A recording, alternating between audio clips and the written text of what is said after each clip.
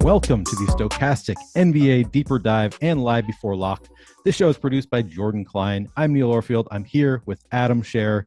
After the show, Greg and Eric will take you through lock an hour and a half. So they're going half an hour after lock on Live Before Lock.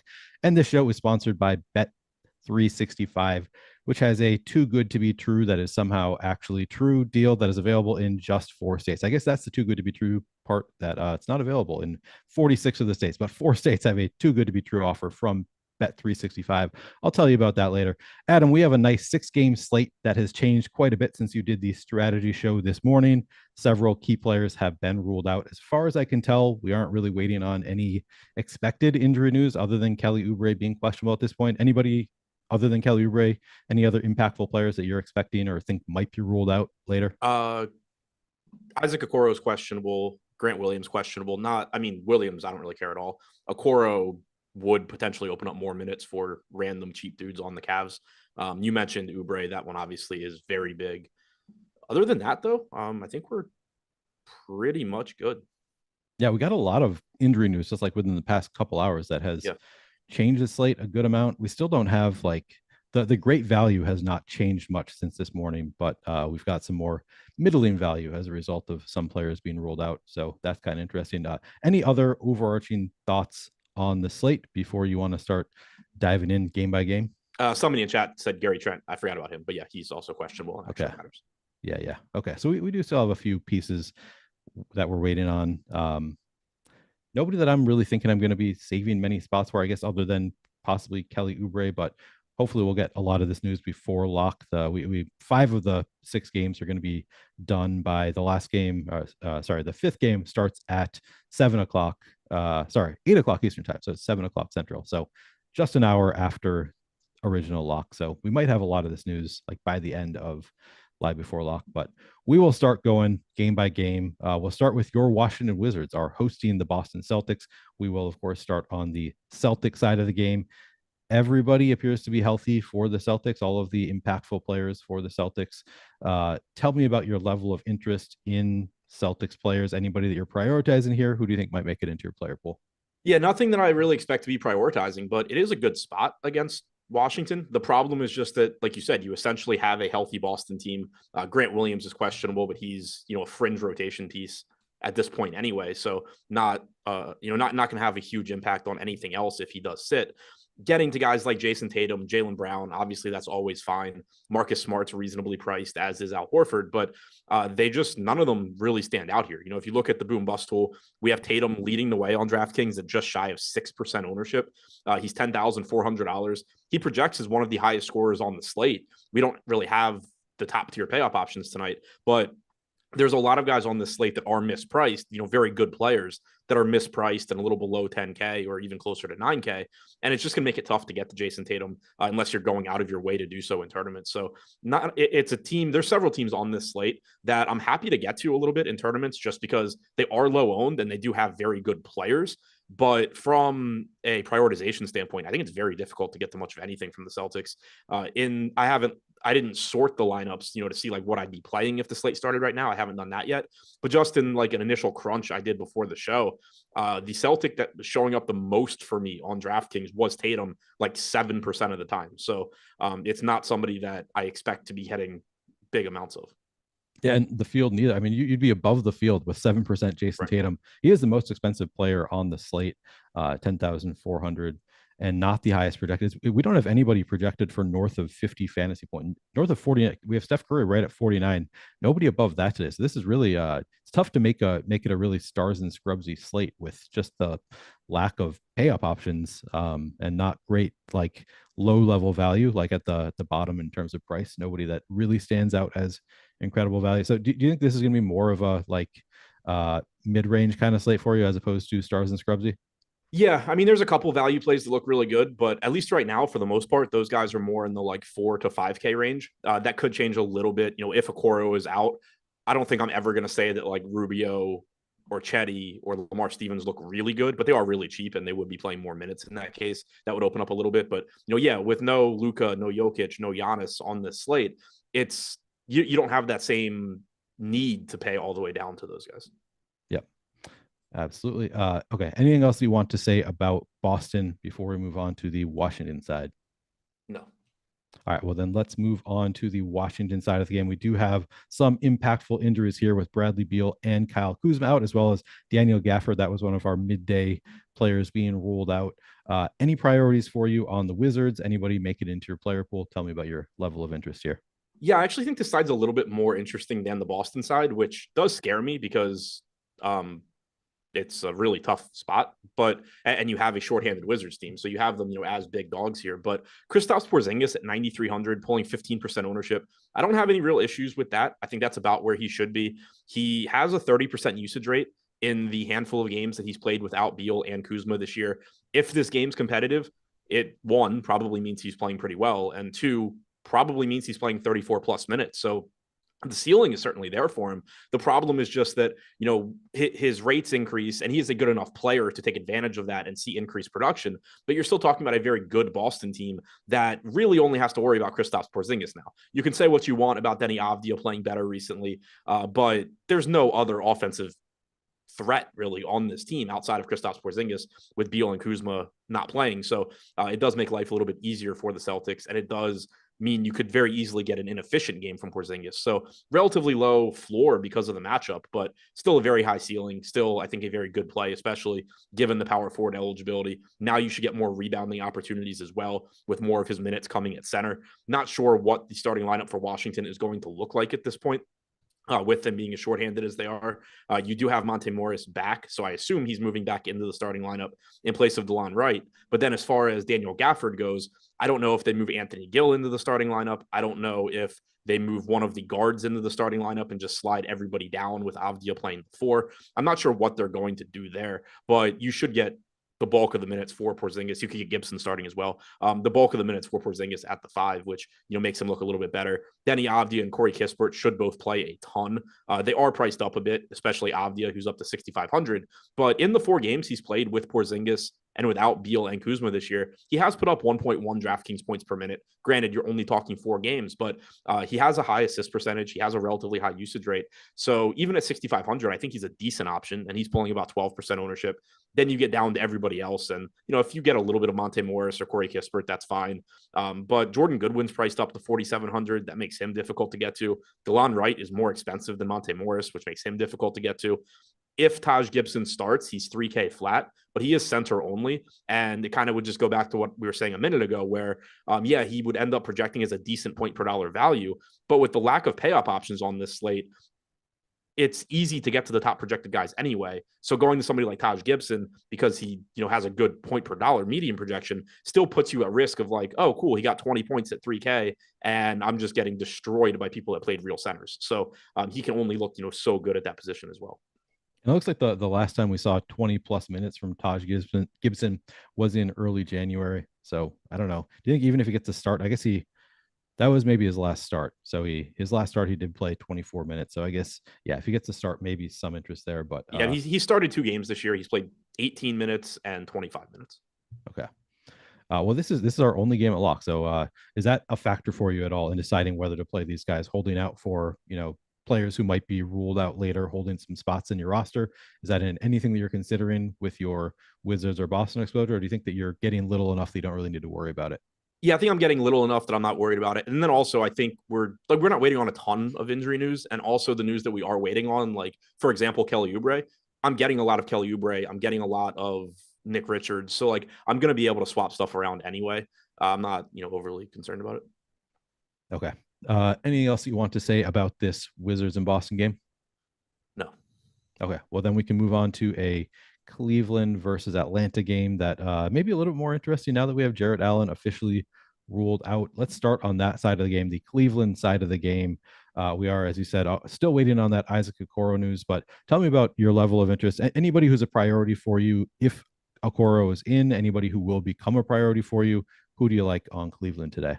Yeah, so with or without Okoro, the backcourt for Cleveland looks really good. You just got really cheap pricing on Darius Garland and Donovan Mitchell on DraftKings. On FanDuel, I think they're a little bit more expensive. 8,100 for Garland, 9,500 for Mitchell there. Those are both still good plays, but on DraftKings, only 7,400 for Garland, 8,600 for Mitchell. Going up against an Atlanta team that doesn't play much defense, you have a 238.5 total in this game, only a 2-point spread. Looks really good for both of those guys. Evan Mobley looks better now that Jarrett Allen's been ruled out. You should get Evan Mobley starting at center, which is better for his fantasy production, more rebounding opportunities and all of that. So makes him look better at 8,100, 1.12 DraftKings points per minute for him in games without Jarrett Allen this season. So he looks good. Lamar Stevens, I assume, is going to start in place of Jarrett Allen.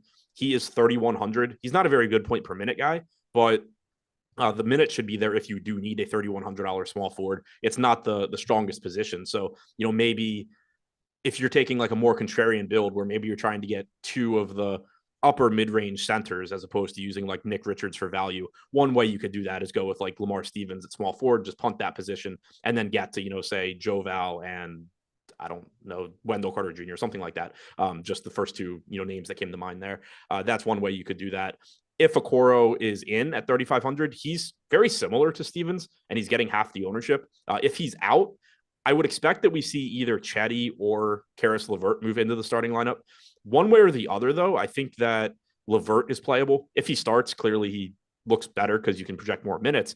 He's still not going to be a particularly high usage guy because of Mitchell and Garland. But even coming off the bench, you're expecting around 30 minutes or so, if not more, from Karis LeVert at 4,900 in a good spot. So 12% ownership coming into him. No issues with that. If you want to take some shots on Ricky Rubio at 5% owned, I don't have a problem with that either. But again, dumpster diving for 18 fantasy points is not quite as appealing on this slate as it is on some others.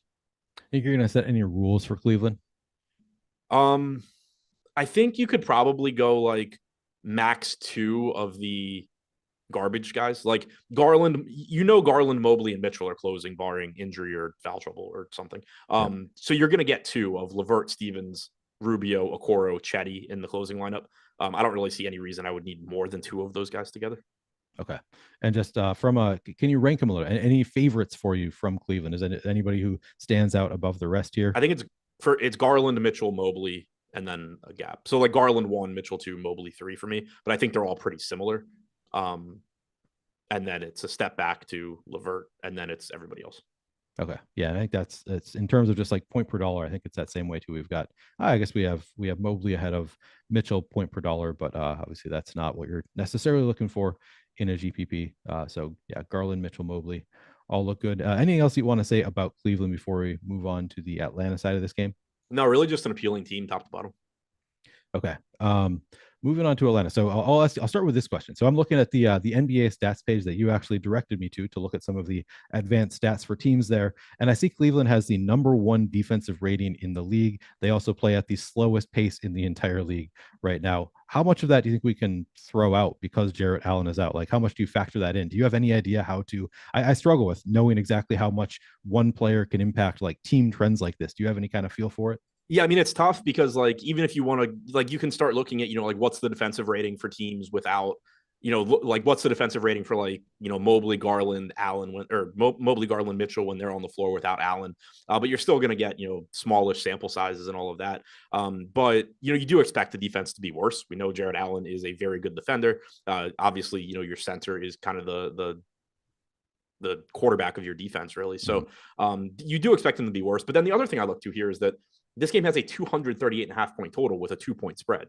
So it's not, you shouldn't be expecting this to be a low scoring game. if this were Atlanta versus, like Charlotte, clearly you would like Atlanta guys more. But I don't think you should be looking at Cleveland and saying, like, oh, we can't play Atlanta guys because they're facing Cleveland. Yes, it's a difficult matchup. It's a good defense, but you're still talking about what is expected to be a competitive game with a massive total.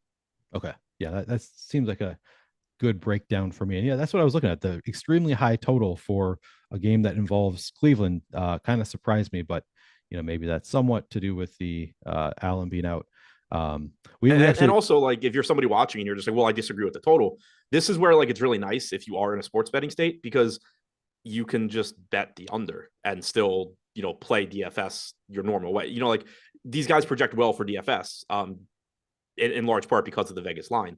If you just disagree with the line, then it's probably going to be easier to just bet the under than to be like, oh, well, I'm just not playing Atlanta guys in DFS and missing out on Trae Young and DeJounte Murray. Yep. Thank you, Sotex. I've gotten a couple comments. Yes, this is a brand new XFL hat. I had to update for the 2023 version of the XFL with my, of course, San Antonio Brahmas colors. So yeah, I'm loving the new hat too. Just got it in a couple hours ago. Adam, we actually got a super chat from my filler. Okay, guys, would you take Brooks or Collins, LMI, DK? What is last man in DraftKings? So we've got, is that Dylan Brooks and John Collins? We've got John Collins. It would be Brooks for me. Like, ownership agnostic, I prefer Brooks. Okay.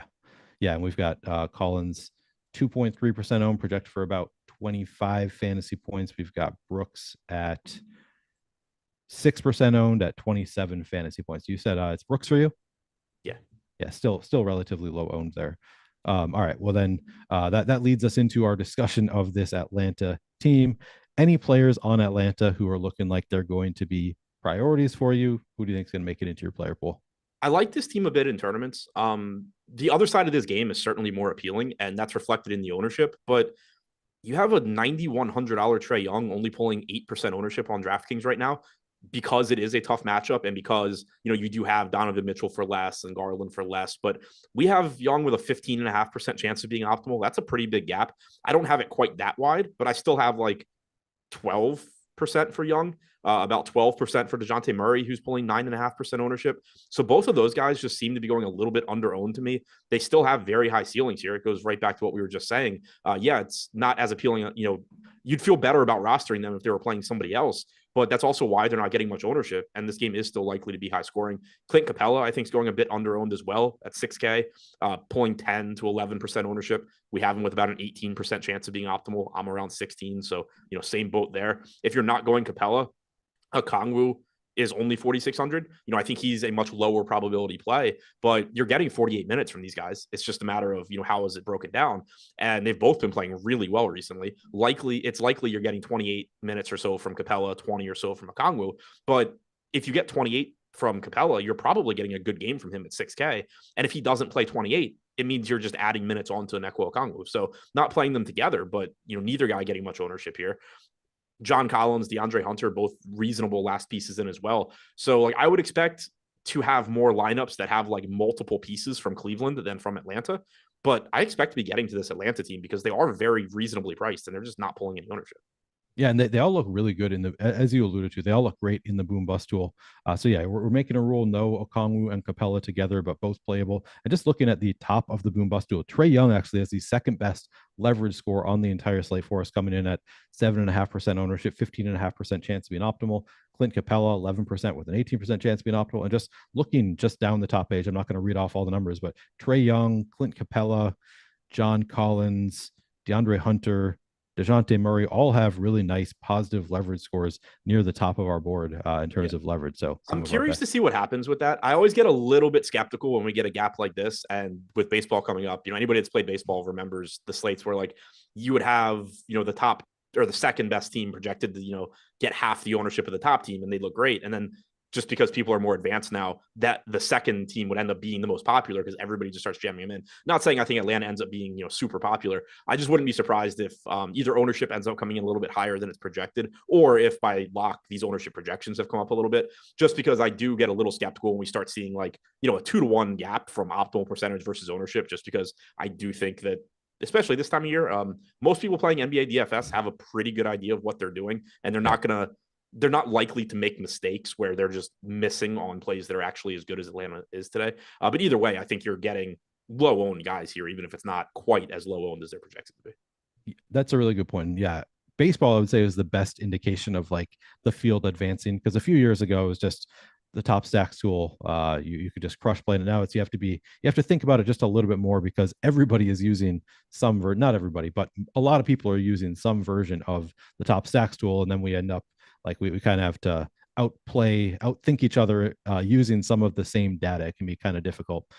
So yeah, it wouldn't be a huge shock to see the ownership come up here a little bit on Atlanta. I guess we can see what happens closer to lock there. And just one, this is like useless. You should never look at something like this, but I was just curious because somebody in chat keeps saying you can't play Trae Young or anybody against the Cavs. But it also just goes back to my original point. Trae Young's played 2 games against the Cavs this year. He's averaged 1.44 DraftKings points per minute in 34 minutes per game. Like, defensive matchups are great and all of that, but like it's still overall expected to be a high scoring game. And Trae Young is still really good and relatively inexpensive. And that's often where we end up with the best leverage spots, is like star players in tough matchups, because a lot of people are thinking the same thing. You can't play Trae Young against Cleveland, but Trae Young can go off against anybody. That includes Cleveland. So yeah, I think that's, it's a knock against them in terms of projection, but it actually sometimes makes them the best GPP plays. Often are the expensive guys in bad matchups. Anything to add or anything else you want to say about Atlanta? That's the perfect way of putting it. Like, when you get a relatively difficult matchup like this, it doesn't do anything. It doesn't lower Trae Young's ceiling or Clint Capella's ceiling or DeJounte Murray's ceiling. It just lowers their median projection. It makes them, a little bit less likely to hit that ceiling. But when you have the field adjusting to the matchup as well, a lot of times it does create situations like this where it's just like, okay, well, if nobody else wants to take a chance on Trae Young, and everybody else is going to play Donovan Mitchell or Darius Garland or a handful of other guys, then I'll just take the really good player at a cheap price tag. It's like in baseball when you get a really good pitcher facing like the Yankees or something, and it's just like, okay, well, there's a good chance they're going to get it lit up, but I'll just take this really good pitcher at no ownership because of the matchup. It's the same kind of thing that you're getting here. Yep, exactly.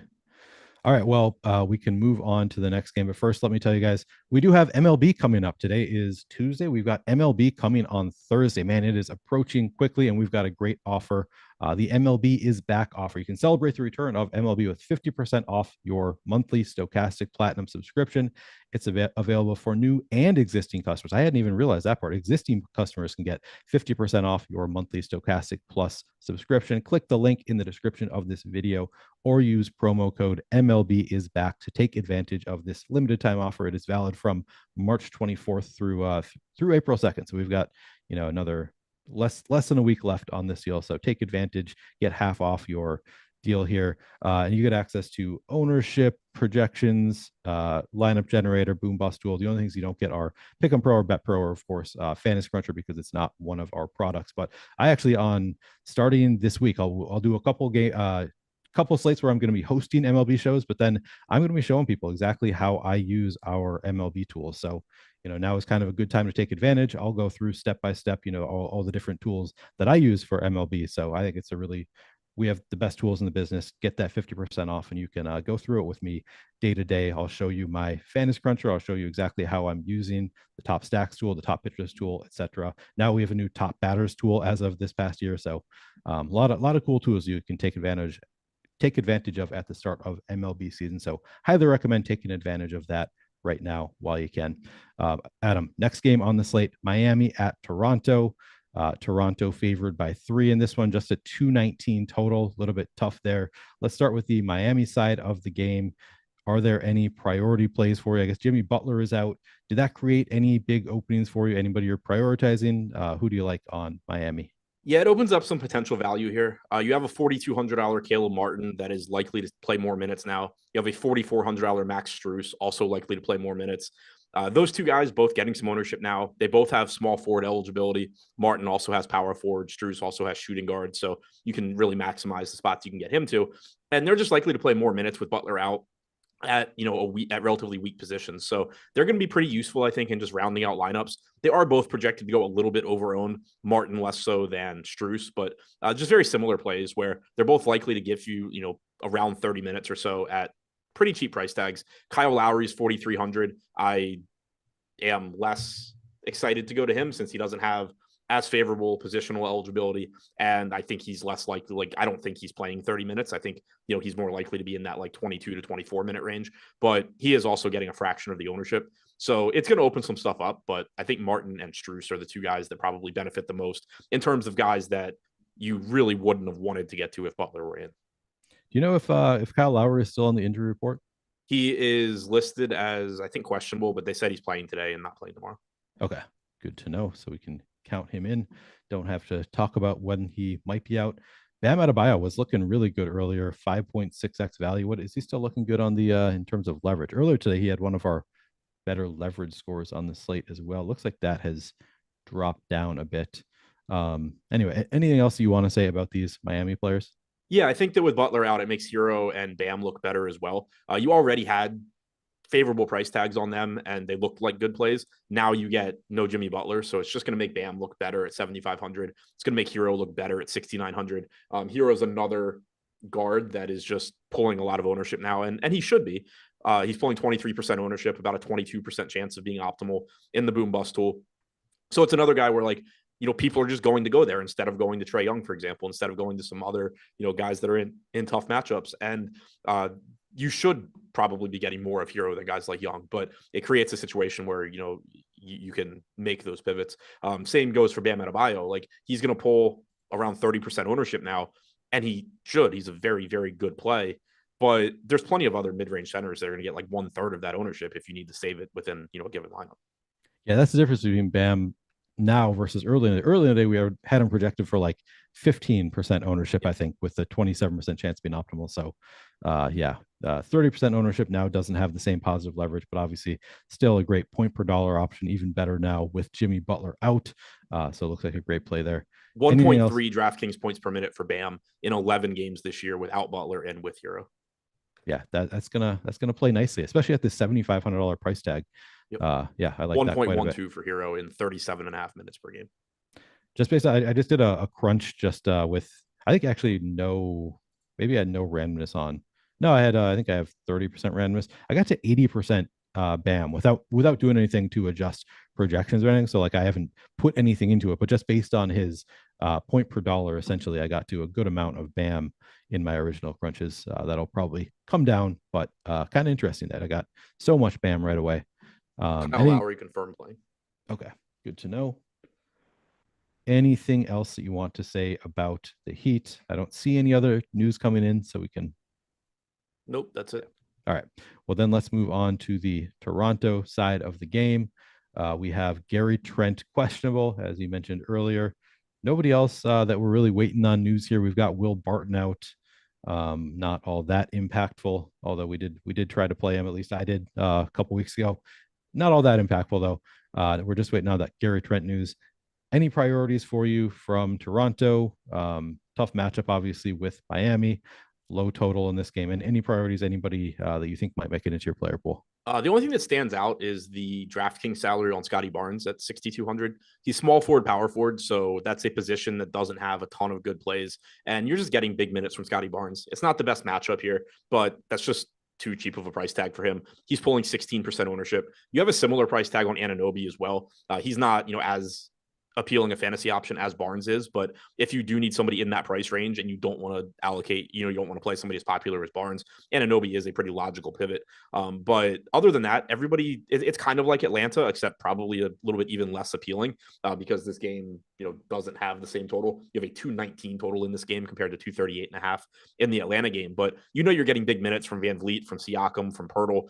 Any of those guys are fine ways to differentiate at very low ownership, but they're not guys you're building around. We do have Gary Trent questionable. If he is out, I don't think it changes too much. You don't have Will Barton, but like even in the last game where Trent didn't play, Barton got hurt in the first half. In the second half, from the bench, you got Boucher, Doughton, and Koloko playing. Boucher played about 13 minutes there. If you get 24 to 26 minutes from Boucher, obviously that can be appealing, but his price tag is already up to 46 or 4,700.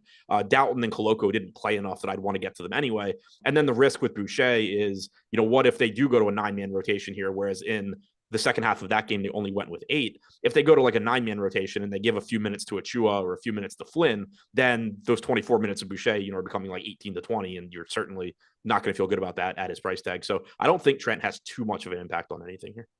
Okay. Any groups that you're setting for Toronto? No. Yeah, it doesn't seem like a team that you necessarily need to. How many? So we have a 6-game slate overall. Are you setting a hard cap on like number of players from any team?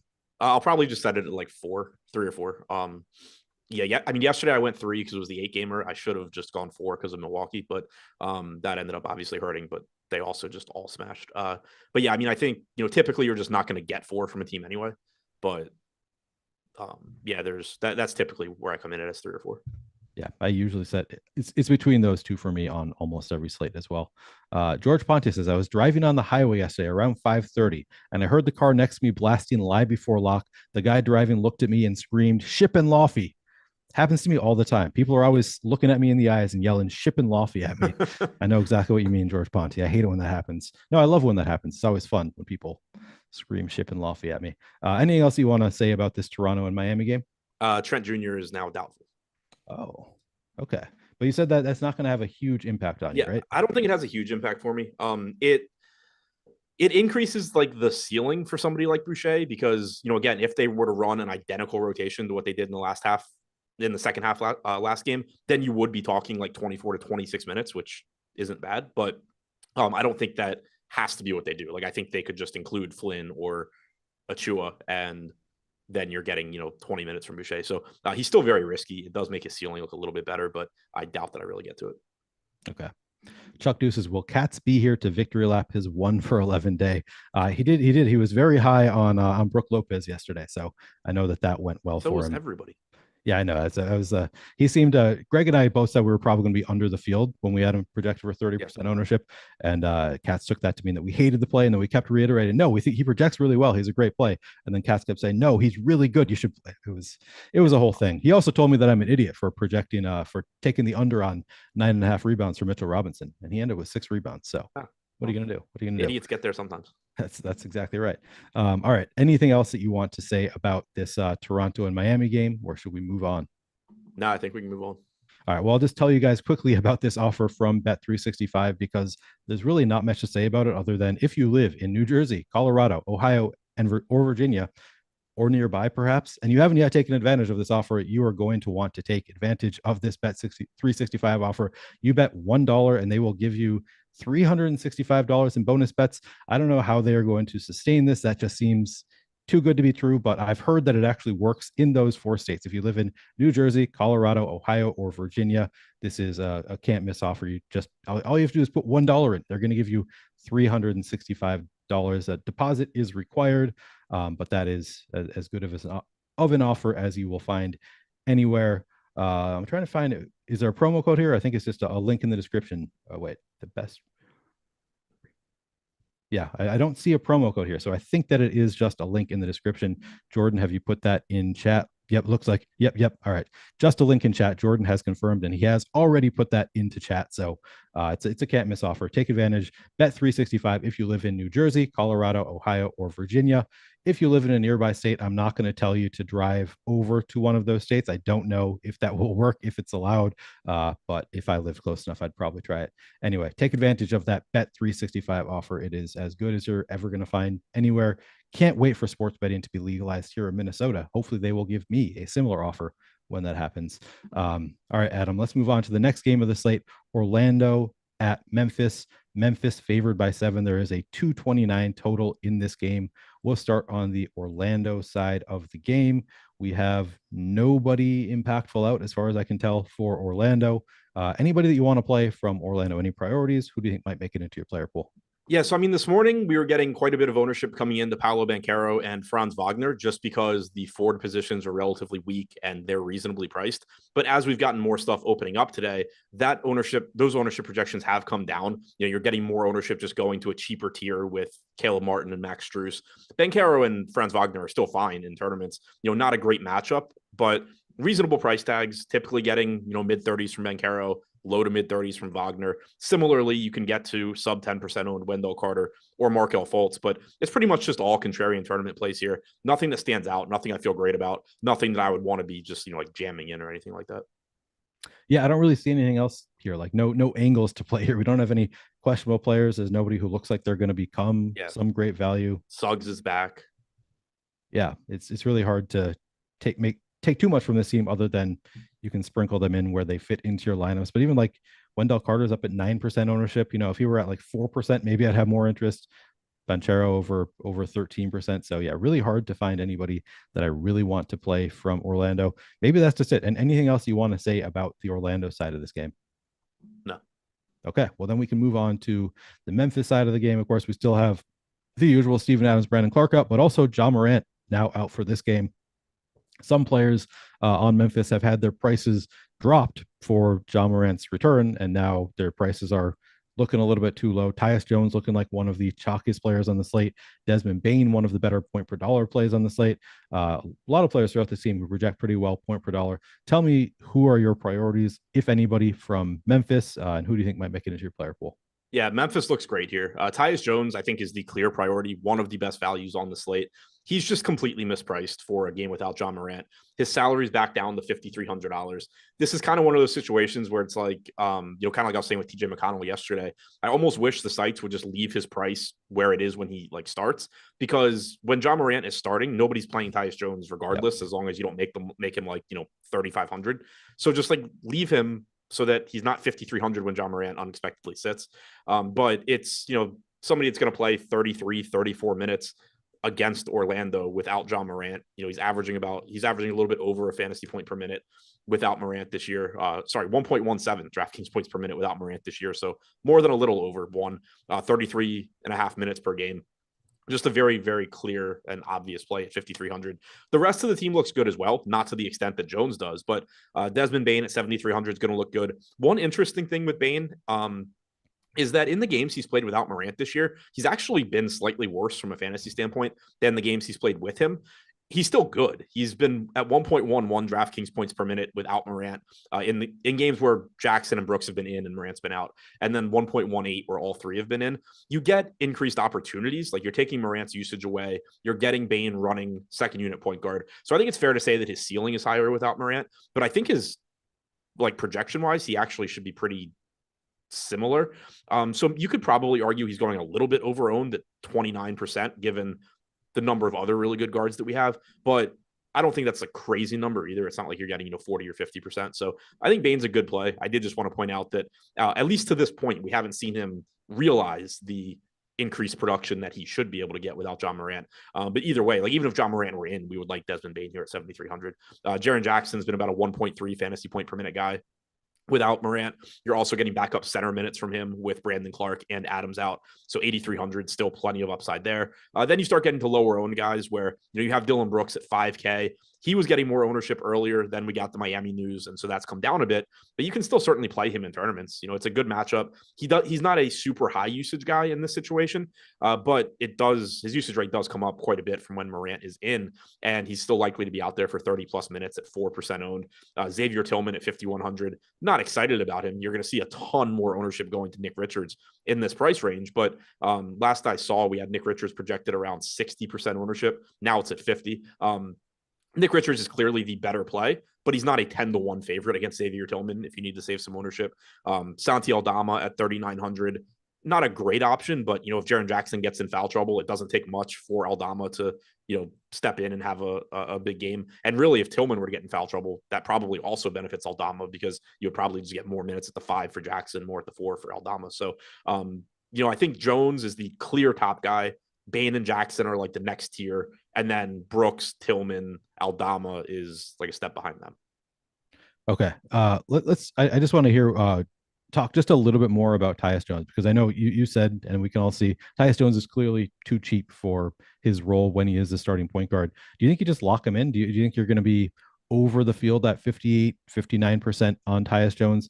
What do you think you're going to do? I know you haven't run your lineups yet, so maybe you can't answer this question, but do you have any plan of attack for Tyus Jones right now? My assumption is that I probably end up close to just all in on him. Yeah. That, that again, like that could be wrong. It wouldn't be the first time that I've thought like my lineups are going to look one way and they look a different way. But just from like the little bit that I ran, like the just dummy crunch I ran before the show, he was showing up by far the most in those lineups, and that's without sorting. So I just think I'm going to end up. I don't really think he's going over owned at 58%. I think it's pretty close to where he should be. It's just there's not a lot around him that I can point to and say, like there's certainly guys around him where you can look and say like, oh, well, he's not, 15-1 to beat them, but there's nothing around him where I'm looking and saying like, oh yeah, I think this is a similarly good play. Right. It's just a price tier where I think he is very obviously the best guy, and I'll probably just end up getting him in pretty much everything. Yeah, I think there's a good chance that I will too. It's just too good of a play, and obviously these things don't always work out, but just seems like a great play, and maybe just lower the number of players you need to get right, assuming that he does go off. So right. I have no issue if you do just want to lock him. It's sort of similar to yesterday with Milwaukee. Obviously, this didn't work out for me, but the way I ended up playing it was I pretty much jammed in Javon Carter, and then I was under the field on all of their other popular guys. And the big reason was just that even though I was well aware that, Middleton and Lopez and Portis were all very, very good plays, they were at least at price points where you could get other good players that were a lot lower owned. Whereas Javon Carter at 3,400, there just aren't really guys that exist at that price point that are comparable. It's kind of like that here. You have Tyus Jones where there's just not a lot around him in salary. Desmond Bane's really good, but you have Darius Garland, you have Hero, you have all these other guys. Same goes for Jaren Jackson.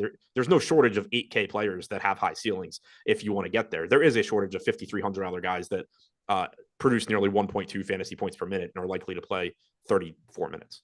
Yeah, absolutely. Yeah, I was listening to Lowell's with Brick 75, who is one of the DFS players that I respect the most of anybody. I think that he, does really good analysis. He digs deep into slates, and he was saying that he thinks that in large field GPPs, one of the mistakes that people make the most is not playing more chalk. Like people don't always aren't able to identify good chalk, and I would say Tyus Jones is an example of good chalk today. I wouldn't go so far as to say that he's free spot as Joel is saying in chat, but he's pretty close to it. Just like he's going to do pretty well, and you can lock in a pretty good score most likely. Obviously, as long as he doesn't get hurt or get into foul trouble, which you wouldn't expect from Tyus Jones.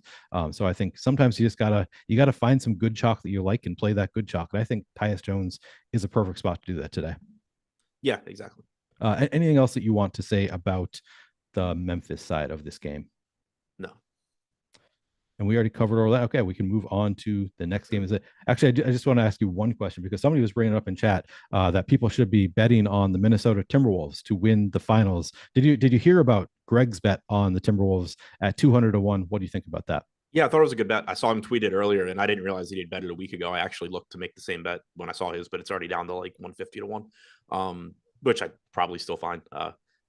I have Oklahoma City at 800-1, so I've exhausted my long shot bets, I think. But I thought it was a good bet. Like I think it's the kind of bet you should be trying to make. The West is wide open right now, and there's huge question marks on a lot of these teams. Clearly the Suns are really good if Durant is healthy and figures out how to play with Booker. Clearly the Clippers would be really good, but now you have no idea Paul George's status. You don't know if the Lakers are even going to make the playoffs and if LeBron's going to be healthy. There's so many question marks around the West. And then you also don't really know what Minnesota is, because they started out the year slowly, but most teams start out slowly when you make a big change where you're playing Towns alongside Gobert. You're trying to figure out how Edwards fits with all of that. Edwards also was playing like shit at the beginning of the year in general. So I think there's huge question marks on Minnesota. And I think people are reading way too much into the struggles they had early. And also I think there's a lot of confirmation bias, because rightfully so, people think it's a weird fit having Towns and Gobert, and then they struggled and everybody's just like, oh yeah, see, we were right. This was stupid. Yep. There's a really good chance Minnesota's actually a good team. Yeah, I'm really hoping that and I've been pretty surprised. Honestly, I looked at the schedule a few days ago and I was like, we got Portland coming up in San Antonio, and every other game is pretty tough for the Timberwolves to end their schedule.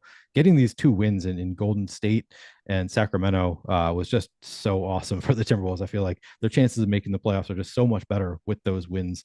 I'm pretty excited about it. But McDaniels also has taken a big step forward. I love and Conley's a really good fit on that team. Yeah, there is a lot to love about it. I think McDaniel is somebody that I really thought was going to make a big leap like this offseason. They thought he was going to come into the season, be a little bit better offensively. He hasn't been until like this month. Suddenly he's turned it on a little bit more offensively. I think he struggled a little bit out the gate, didn't quite make the leap I was hoping he would, because he was pretty good in the playoffs last year, like really made some clutch threes, was looking good. But anyway. And Anderson's been fantastic this year too. I think they're actually a good team. Yeah, I do too. I think they have a lot of really good NBA players, even if the fit is really weird. We can't talk too much about the Timberwolves, I guess, because they're not on the slate. So I will move on to the next game. We do have one of the more interesting games on the slate here, Charlotte at OKC. I would say 227 total, actually not that high of a total. OKC favored by 9, but still a lot of interesting plays here because we do have plenty of impactful players out. We'll start on the Charlotte side of the game. We already have Rozier out, Gordon Hayward out, Mark Williams out, still LaMelo Ball's out, Cody Martin, and then we have Kelly Oubre questionable. So a lot of interesting plays here, including one of the chalkier plays on the slate in Nick Richards. But I'll hand it over to you. Who do you like on Charlotte? Any priorities, and who do you think is making it into your player pool?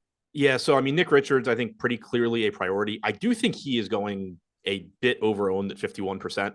Like you have similar ownership coming into him and coming into Tyus Jones, but there's just more opportunity cost with Richards since, you can only roster him at 1 or 2 positions, depending what site you're talking about. But, talking DraftKings, it's very similar to the Mamu Kalishvili play the other day.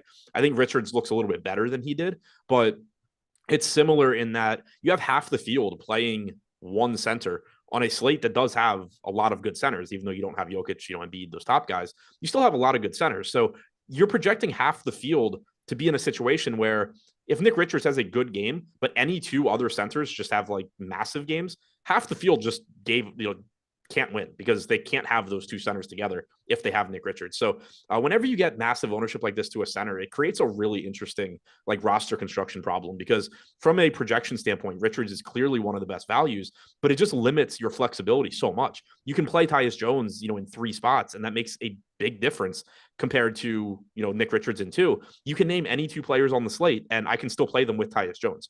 You can't do that with Nick Richards. So that's why I think he's more over-owned to me than Jones is. I think I'm a little bit higher on Jones than our Boom Bust tool, but even our Boom Bust tool, we had Jones 45 or 46% to be optimal. I have him like 55%.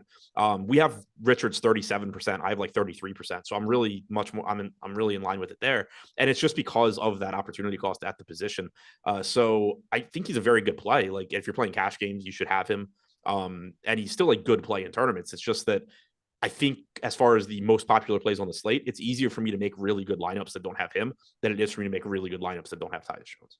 Yep, that makes sense to me. What about Kai Jones? How much interest do you have in Kai Jones? And are you going to set a rule there if you are playing Kai Jones here? Yeah, I am setting a rule because I don't expect them to share the floor. And Kai Jones is really interesting to me in tournaments. I'm not, in love with him at 3K. Like if this game goes according to plan, he's probably playing like 18 minutes or something. And on this slate, you probably don't need him. But the thing that's really interesting about Jones is it kind of just goes hand in hand with what I was just saying with Richards. But with Jones, you get power forward eligibility. So if half the field's going to play Nick Richards and I expect to not have as much, let's just say for the sake of what I'm about to say, that I'm not going to have as much Nick Richards, having Kai Jones then makes sense just because one of the easiest ways for Nick Richards to fail for half the field is to get in foul trouble. And if he gets in foul trouble, Kai Jones is playing more minutes as a 3K power forward. So he offers leverage against one of the most popular plays on the slate. I'm not saying that you have to have one of those guys in a lineup, but it does make Kai Jones just like a little bit more powerful in large field tournaments. I think he's going a little bit under owned right now at 4%. I think he should be closer to 7 or 8. We think he should be about 11. I think that either way, he's probably going a little bit under owned, but yeah, I wouldn't play him with Richards just because I don't expect them to share the floor. Okay. Yeah. I feel the same way. What is your takeaway from this? The coach came out and said they're going to be doing a center rotation between Mark Williams, Nick Richards, Kai Jones. Have they just been sitting one guy in each game? Do you think that's going to be their plan going forward, or are these actual injuries? Yeah, no, that's their plan going forward is they want all 3 guys to play, but they don't want to do it in the same game. So last game they sat Nick Richards. Today they're sitting Mark Williams.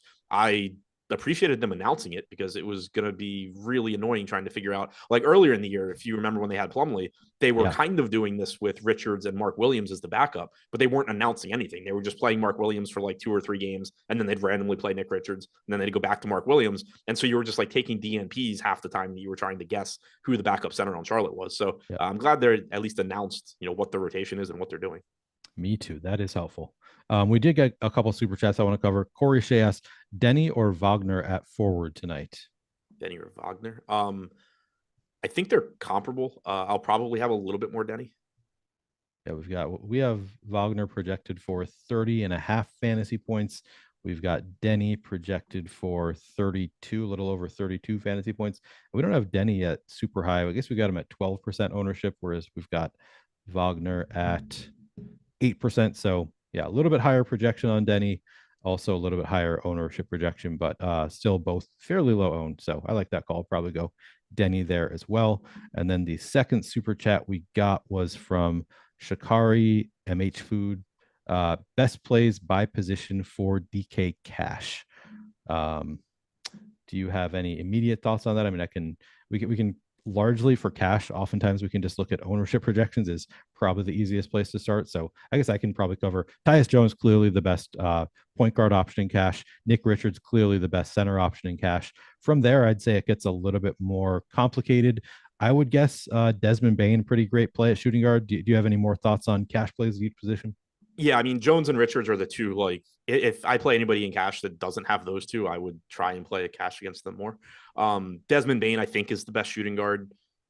Then it kind of starts depending on your roster construction. Like Isaiah Joe is a good small forward. So is Kelly Oubre if he's in. It sort of depends on which route you're going there.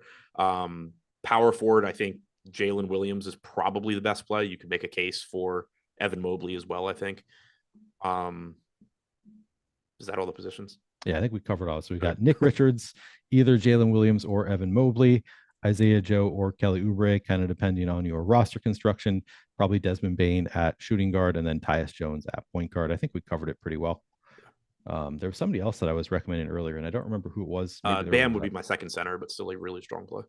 Yeah. Bam definitely looking good as well. But probably that comes down to your roster construction as well. All right, so we just covered the Charlotte, or do you have anything else that you wanted to say about the Charlotte side of the game? Yeah, the Kelly Oubre news is really big. So Nick Richards, obviously we just dug into that and Kai Jones, but Kelly Oubre looks very good at 6,800 playing in a reasonably good matchup with no Rozier, no Hayward, no LaMelo. Kelly Oubre is not shy about shooting, and he's only 6,800. He should play big minutes if he's in. If he's out, this team turns into a mess, but there's going to be stuff to like. Now, you do have Dennis Smith Jr. and PJ Washington already at very expensive price tags. I expect them to play big roles offensively with or without Oubre, but especially without Oubre. But they're both, priced up where they're pretty tough to get to.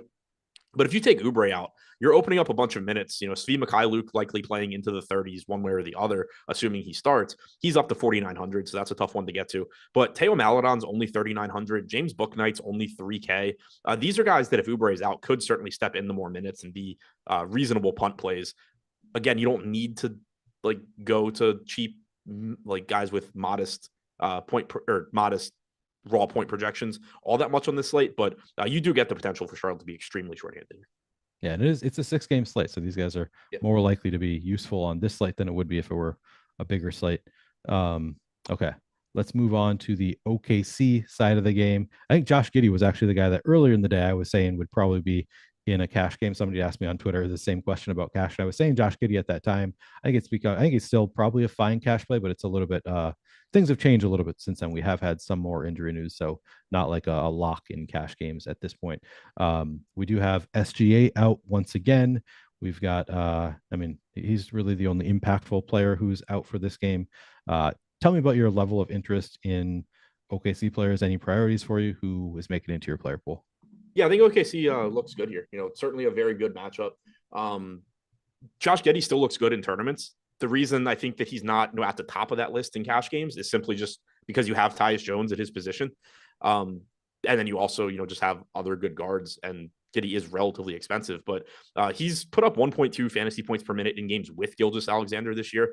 You get, increased opportunities without him as well. People have talked a lot about, or suggested a lot, that Giddey's better without Gilgeous-Alexander. And that's not really the case. His playing time in non-SGA games goes down, but you have to keep in mind that a lot of games SGA doesn't play are the second half of back-to-backs. And so you just get there's been a couple times you get like a random Josh Giddey rotation, or one of the games where you get random Josh Giddey minutes. There's no reason to think he's playing fewer minutes than normal here. So you're still talking about somebody that in those 10 games without Gilgeous-Alexander is at about 1.3 DraftKings points per minute in a very good spot. So like getting to Giddey, I assume Isaiah Joe is going to move into the starting lineup at 4,400. Shooting guard, small forward, that's going to look like a good value. Jalen Williams at 6,700 has been very good recently, regardless of Gilgeous-Alexander, but even more so when Gilgeous-Alexander is out.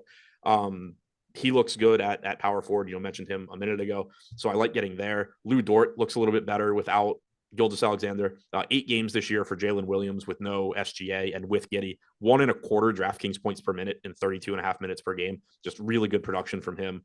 Lou Dort, you get more shot volume. He's not efficient, but he does have a 24% usage rate in the games without SGA and with Giddey. 0.93 DraftKings points per minute. All 4 of those guys look good. Then it just becomes your regular OKC. Like the other Jalen Williams is 4K flat. If he plays 26 to 28 minutes, could he get there? Sure. But he's not very high on the list of centers that I want to be playing today. You do have Pokusevski not on the injury report. So that's another body that has the potential to just screw up this rotation and make things weird. But assuming Joe is starting, Giddey, Williams, the wing, Isaiah Joe, and Dort all look good. Then if you're messing with like the other Jalen Williams or Aaron Wiggins in large field tournaments, fine, you can get lucky there. But the 4 guys that I would have confidence in are the 4 I mentioned. Okay. Yep. And those all look like good plays to me. Yeah. It's interesting that Giddey doesn't get more of a boost with SGA out, but the matchup was, is this one of the top 5 matchups in the NBA, you think, DFS wise? Yes. Yeah. It's got to be one of the best out there. And anything else you want to say about this game? Not about this game. We did just get Gabe Vincent questionable, which maybe like if he's out, maybe it opens the door for like Oladipo playing more minutes. Would you play Lowry? What? Would you play Kyle Lowry? People in chat have been talking about Kyle Lowry, and I didn't understand why they were talking about Kyle Lowry. Do you think he'd be if he starts? I don't know how they're going to handle that. If Vincent's out and they still don't start Lowry, I assume he's just playing like 22 to 24 minutes. If they start him, I would take it as a sign that he can play more minutes. So yeah, it kind of depends if he's in the starting lineup or not. Yep, for sure. Okay. All right. Anything else on this game? No. The OKC game. Okay. Guys, I do want to say we do have, if you have not yet checked out NBA Bet Pro, we've got a great deal. 7 free day trial for new users is $29.95 per week or $99.95 per month. You can get a free trial with either subscription. Monthly is a 28% savings on the weekly subscription for NBA Bet Pro, which again, it's Stochastic's top-ranked DFS pros have made millions of dollars in daily fantasy contests using Stochastic's NBA DFS player projections. Now users can have direct access to the same NBA player stat projections that drive our winning DFS player point projection models for their prop betting. These NBA projections are directly managed by Stochastic's team of established experts, including Alex Baker, Sean Zahn, and Steve Buzzard, 3 of the best NBA DFS players on the planet, and they're updated throughout the day as information becomes available up until the last game tips. Adam, you actually do a video on NBA Bet Pro like daily, don't you? Yes, I do. Check out Adam's video on NBA Bet Pro as well if you want to learn how to use the tool. Very useful information to have. So check out NBA Bet Pro. Again, 7-day free trial for either of those subscriptions. And again, that is a link in the description. We don't have a promo code for that. If I see Jordan already put that in the description, that's why he is the best in the business of producers named Jordan Klein. All right, Adam, let's move on to the final game. While you were talking, I did just load in current ownership projections just to see like if the slate started right now, what I'd be doing with Jones and Richards, because I think that is a really interesting talking point. Jones, if the slate started right now on DraftKings, would be in every lineup I played. Nick Richards, I was actually surprised. I am getting like around that 50 to 60% mark. I thought that I'd be a little bit lower, but I'm getting around the field on him. Jones, though, as I expected, I'm getting everywhere. Okay. So you still, so you're a little bit higher than you expected to be on Richards, exactly where you expected to be on Jones. Yep. And that is you have, I know you have a model, a system that actually factors in the ownership in making your lineups. So it's you're factoring in ownership and still getting to about 50% Richards. Yep. Okay, cool. One final game on the slate. We have the Pelicans at the Warriors. It's a beautiful thing because that means that one of those teams needs to lose tonight. Love to see it as a Timberwolves fan. We'll start with the Pelicans side of this game. Still no Zion, of course. nobody really impactful outside of Zion missing for the Pelicans. Who do you like on the Pelicans? Any priorities for you? Who's making it into your player pool? Yeah, I'm not getting to too much here, and I wouldn't be upset if I got more. This is one spot that I think is pretty good to be contrarian. Brandon Ingram pulling 13.5% ownership on DraftKings. He's the only guy at double digits. Joe Val at 7%. You know the ceiling you're getting from him. CJ McCollum at 7%. Also a very high ceiling. I'm personally having trouble getting to much of any of it, but this is likely to be a high scoring game. Ingram is small forward eligible, which is, I think, pretty clearly the weakest position on this slate. You have a lot of ownership. You know, the way most people are going to build lineups is going to be paying down at that position, whether it's Isaiah Joe, Caleb Martin, Max Strus. So if, that group of guys is just relatively disappointing and Brandon Ingram goes out there and throws up 55, 60 DraftKings points, you can put yourself in a very, very good situation. Obviously, that's a relatively thin line to walk, but it is a somewhat contrarian roster build, roster construction that can open some things up. So if you get to him, cool. Joe Val, McCollum, same kind of thing. Joe Val certainly one of those mid-range centers that has a very high ceiling. He's been playing a ton of minutes lately. Played 30 again last game in a blowout. Would have almost certainly played more. We know the Pels are fighting for a playoff, for playoff positioning, for a spot in the playing game or in the playoffs. They have been playing Joe Val a ton. I don't know if that's purely because Nance is banged up. I don't know if it's because they just like the way he's been playing and they've been winning games doing it. But we are at a point where, I'm fully aware that at some point, probably between now and the end of the season, we're going to get at least one more game where Joe Val just doesn't play the minutes we want him to. But we're at the point where I think you have to be aware that he's playing 30 plus minutes more often than he's not. It would be a mistake to just keep saying 24, 25 minutes for Joe Val here. He's playing 30 plus at this point until we see otherwise, I think.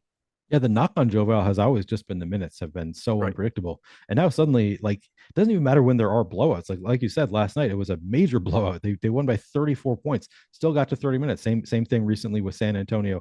I guess he played 28 minutes in that game, but he's just been playing consistently huge minutes. And yeah, that's a good point. Do you think there's any chance that Larry, would you have any interest in Larry Nance if you were playing 150 lineups? Just because maybe there is some chance that Larry Nance, is starting to feel better and gets a minute spike and he's down to 3,500.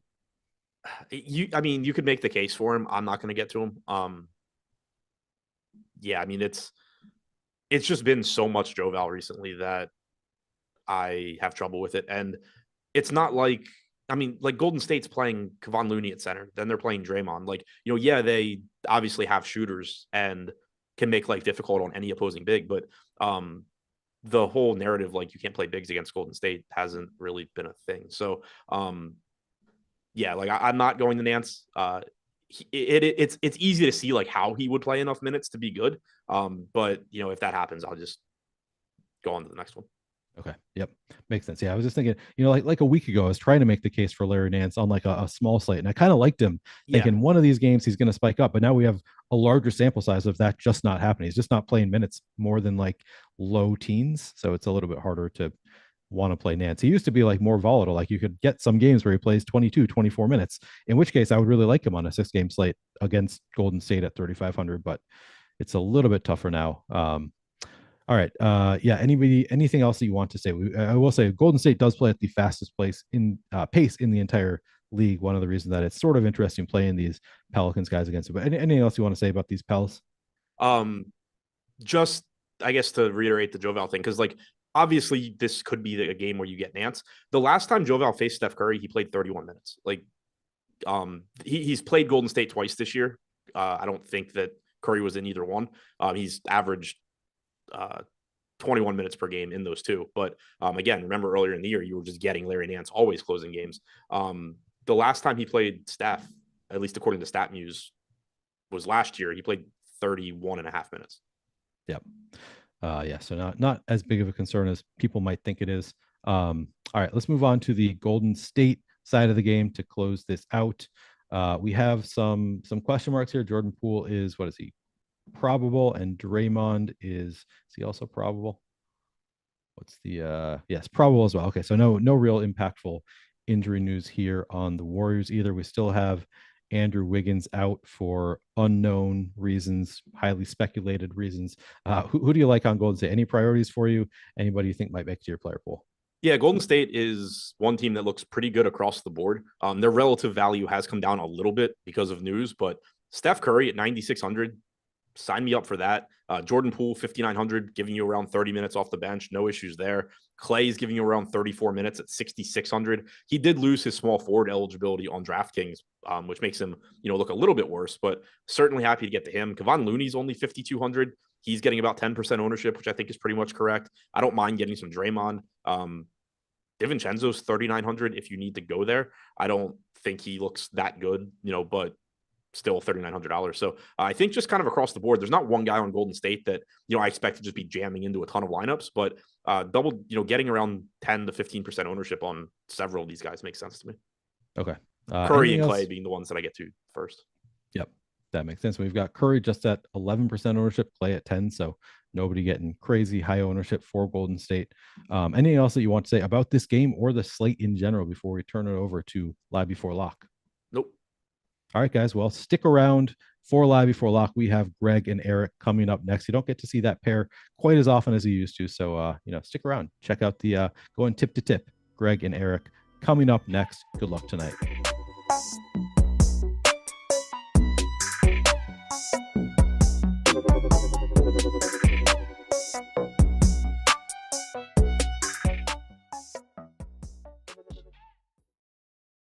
Yo, what's going on, everybody? We're back for yet another edition of the Stochastic Hall of Fame, where we give away some wonderful free months of Stochastic Plus Platinum, $120 value, and we brag for you. Do all the bragging for you, get you inducted into the Hall of Fame. Right here, we do this every single week in between all of the shows, so make sure you never miss it. All you got to do, download the Stochastic profile picture at stochastic.com/avatar.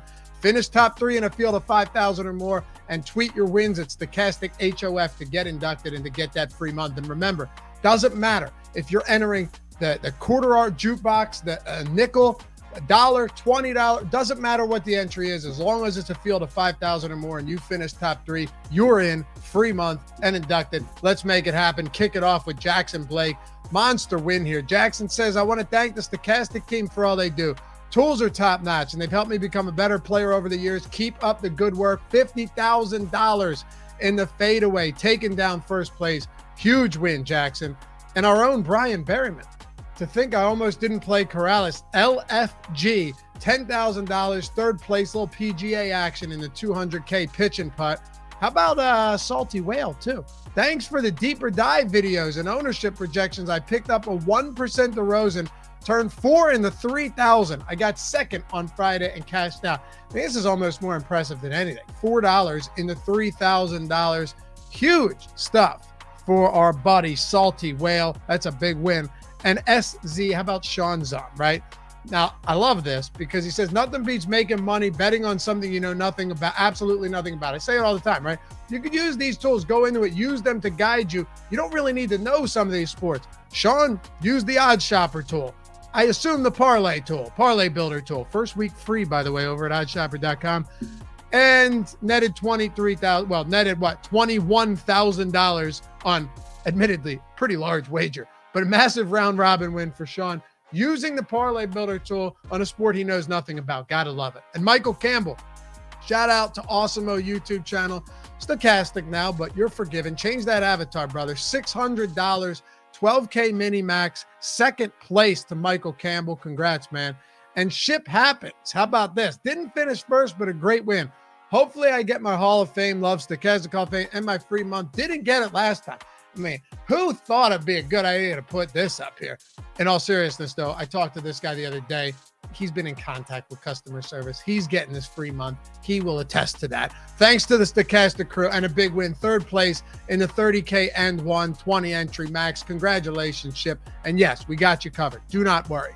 Joe, always nice turning 25 cents into $200. Again, massive ROI. Thanks to the Stochastic.com lineup generator. Yeah. Appreciate all y'all do. So uncomfortable saying the word y'all, but congrats, man. Second place in the NBA fadeaway, followed by Ben P. Projections do it again. Matt Kajeski's projections do it again. Third top 3 in 7 NCAA tournament slates. Huge. $212 in the 6K mini max. And Michael M. Right entry in the wrong field, but second nonetheless. Put me in that Stochastic Hall of Fame. You're here, brother. Second place, $500 there. And Eric Carl, always play NBA, rarely NHL, but no matter the contest I enter, I always watch live before lock and get my advice from you. Came close many times, but tonight I'm in the Hall of Fame. Hell yeah. Oh, what a great feeling that must be. Congrats, dude. Third place in this one as well. Quarter jukebox, like I said, still free month. And our boy Emac. How about Emac? Thanks to Stochastic, had a great night with the Prize Picks Flex Friday promo between the projections, Eric Lindquist recommendation in the betting Discord, and the free NBA building blocks article. A little self-endorsement there by Emac. Great article, though. Everything fell into place for a cool $500. 6 picks, $20 entry, $500 for Emac. And we rounded out with the game 007. Picked up a top 3 showing and some decent change in the late night jukebox to push a little in the NBA these last few weeks after retooling the approach and getting the mojo before whatever that says. Congrats to all of you guys. Welcome to the Stochastic Hall of Fame. Now been inducted. Go collect your free months, and we'll see you back here for the next one. Peace.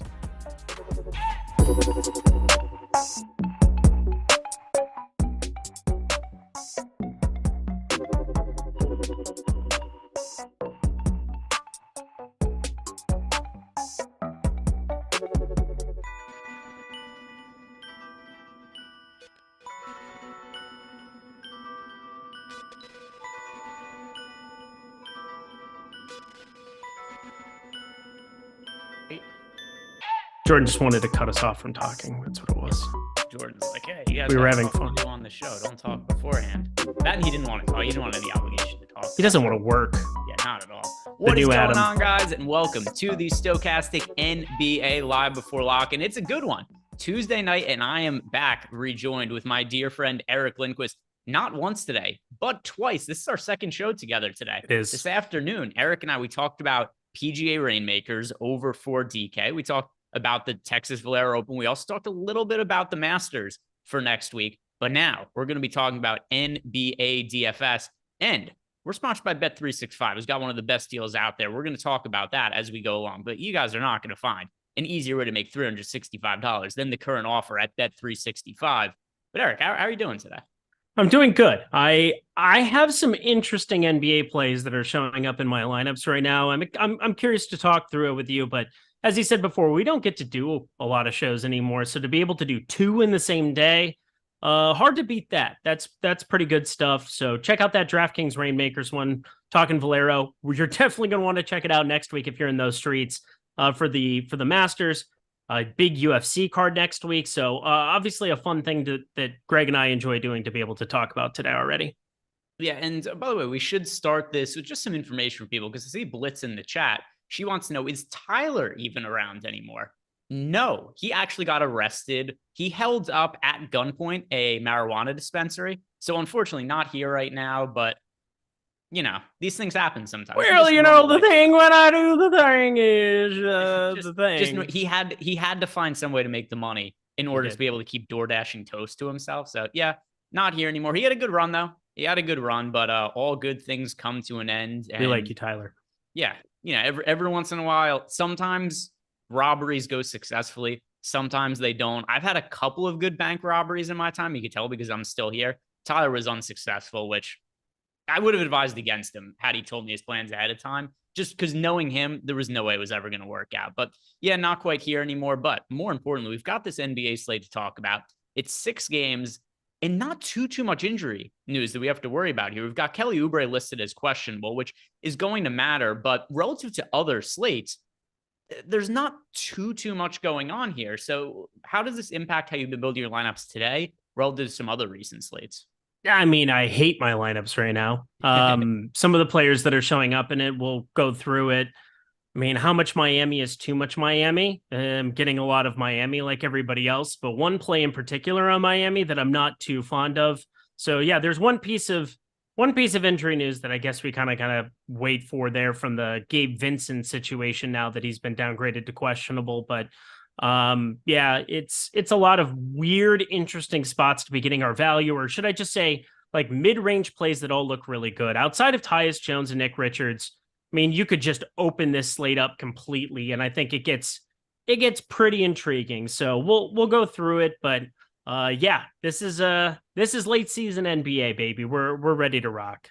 And we'd love to see the super chats already starting to file in. And because we don't have all that much news at the disposal here, I do imagine that we should be able to get to all of the questions here in a pretty timely fashion. If you guys have questions for us in Discord, at me, be answering those. And then also all of your questions you guys have via super chats, going to be answering those as well. Starting with our DK tiers question. Did you build out tiers lineups for today? Because we've already got questions piling in. I have a tiers lineup for today. Yes. Okay. So the first question here is from Jay the Guru. He wants to know for DK tiers who are the best 2 plays at each position. And Hannah Banana also asked us DK tiers, please. So what is this mad obsession with tiers? What happened?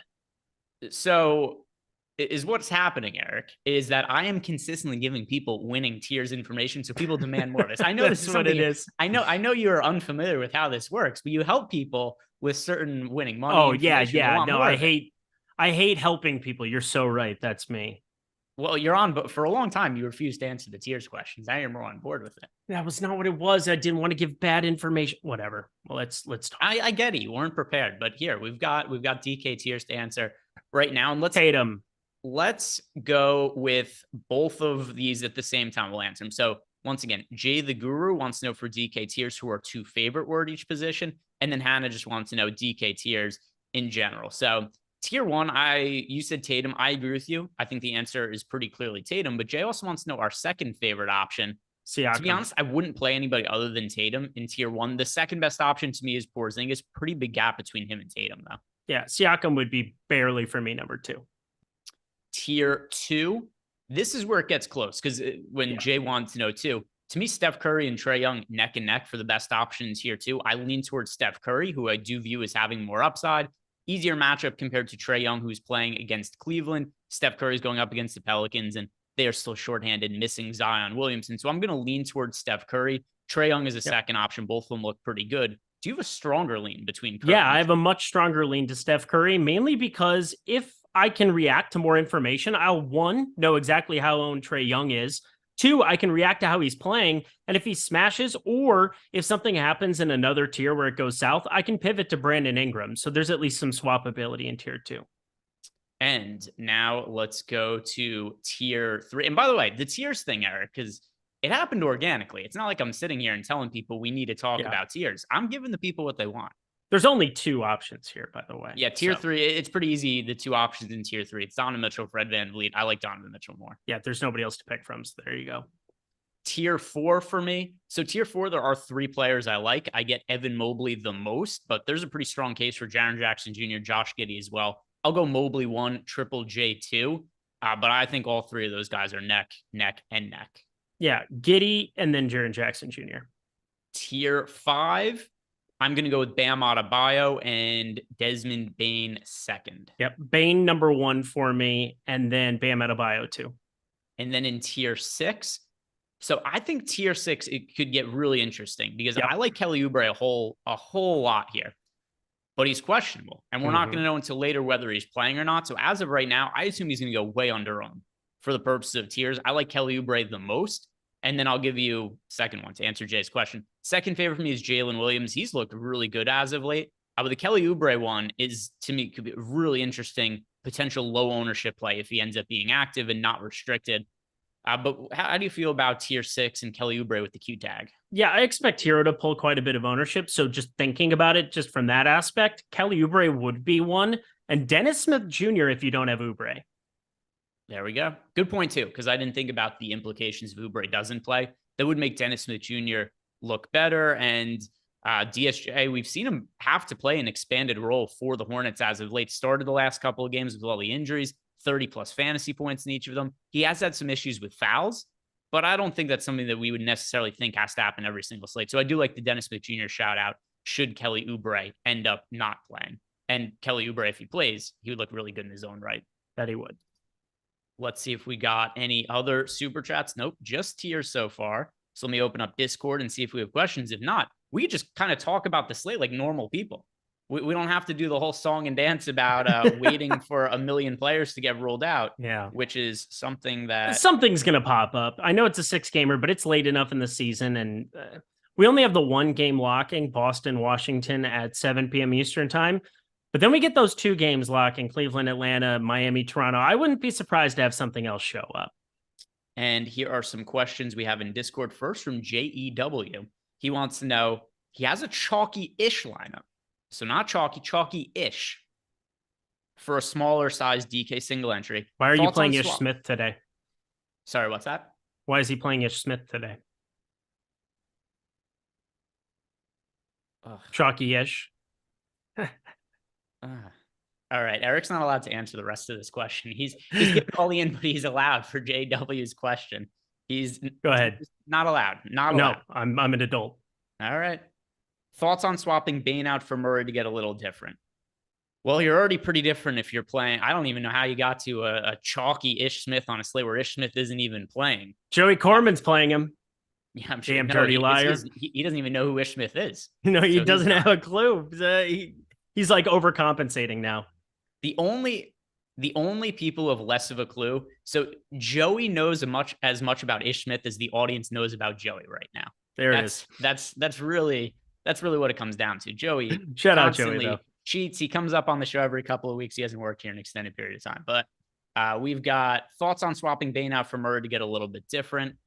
Let's see. What do I have as the difference between these two? I like Bane a lot today. So I do as well. Yeah. Yeah, I'm going to. So especially, you didn't say that your lineup was aggressively chalky. You just said it's chalky-ish. I'm overweight to the field on Desmond Bane. So I'm going to say that I think you should stick with Bane there. Yep, I'm with you.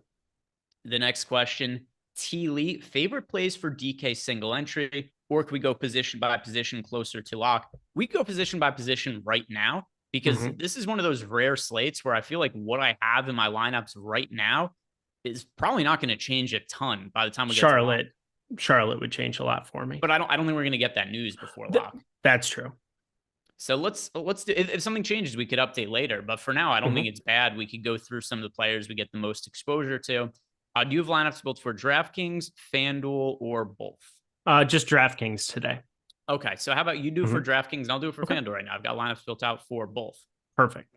So starting with you, point guard on DK, who do you get the most exposure to? Tyus Jones, Dennis Smith Jr.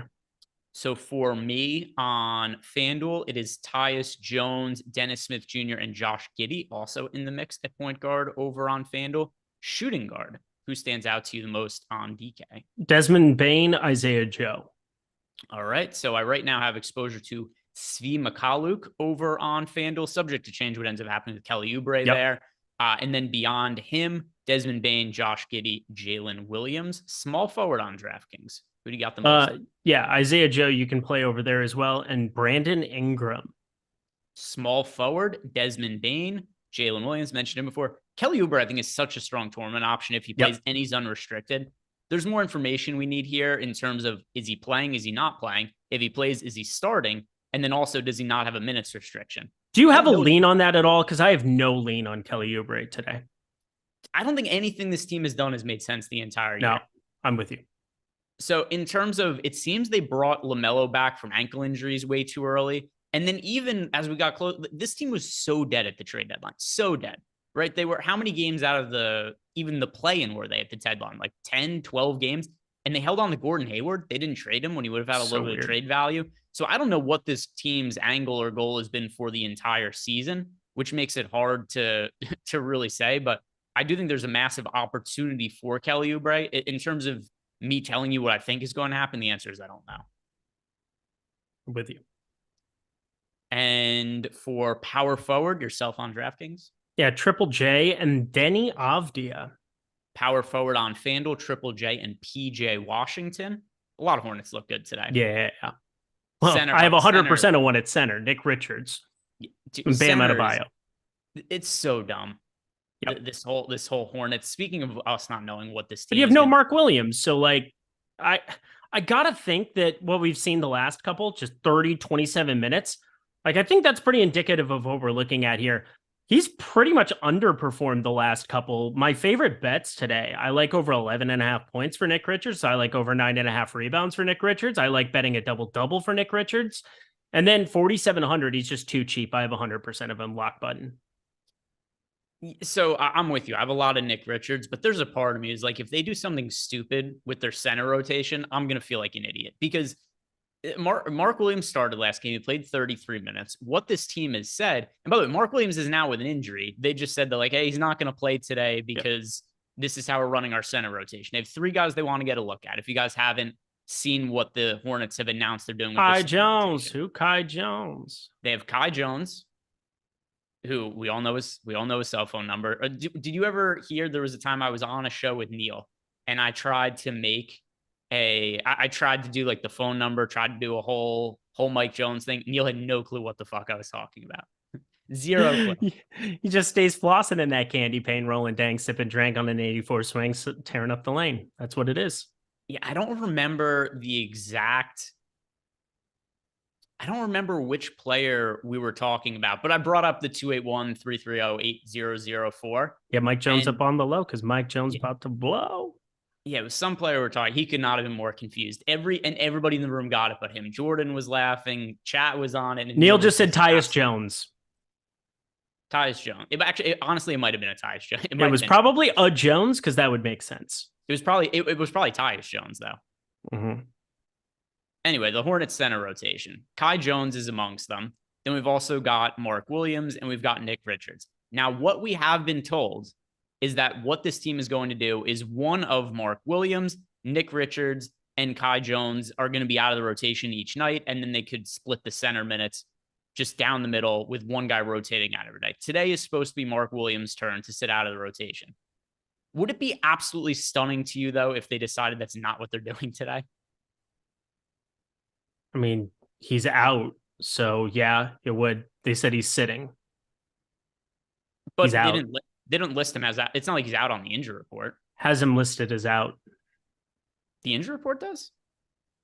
Let me double check. I'm almost positive the injury report doesn't. The only thing we have is just the coach saying that he's not going to play because of this is what their center rotation is. He's still active. Oh, I was under the impression that he wasn't active. Williams will sit out Tuesday's game against the Thunder. Sam Purley of the Hornets official site reports. Okay, so he's sitting out, but sitting out for the purpose of this dumb center rotation they're playing. Not in terms but I mean, I'm assuming he's in like street clothes. I'm under the impression that he is not suiting up.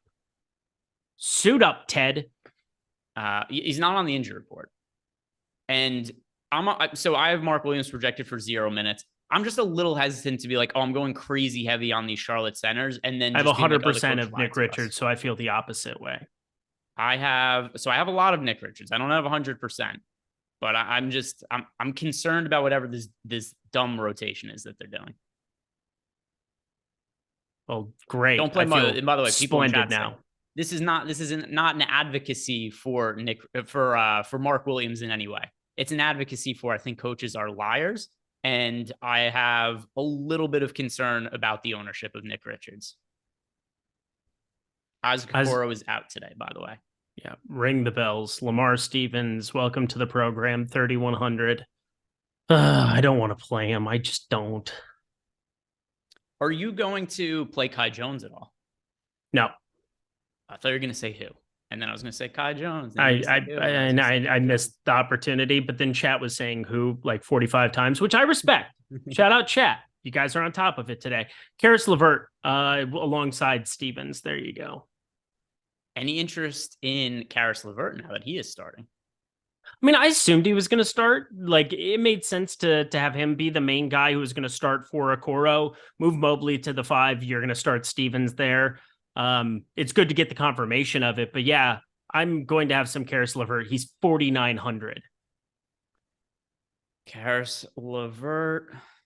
So did you already have a exposure? I had like 5% of him. I doubt I get anything like crazy. But this is like playing Atlanta. How many times have you ever seen Cleveland with a 239 total in your life? Have you seen anything like it? Not recently. Nope. Not this year. So not this year. I'm going to give him a little bit of a bump, like a minute. We have him at 28 minutes here at Stochastic. I don't really want to put 30, 32. I don't think he deserves that. But again, he's 4,900 facing Atlanta. Yeah, let's see. What are some of the starts that he's made this year? Has he made starts this year alongside Garland and Mitchell?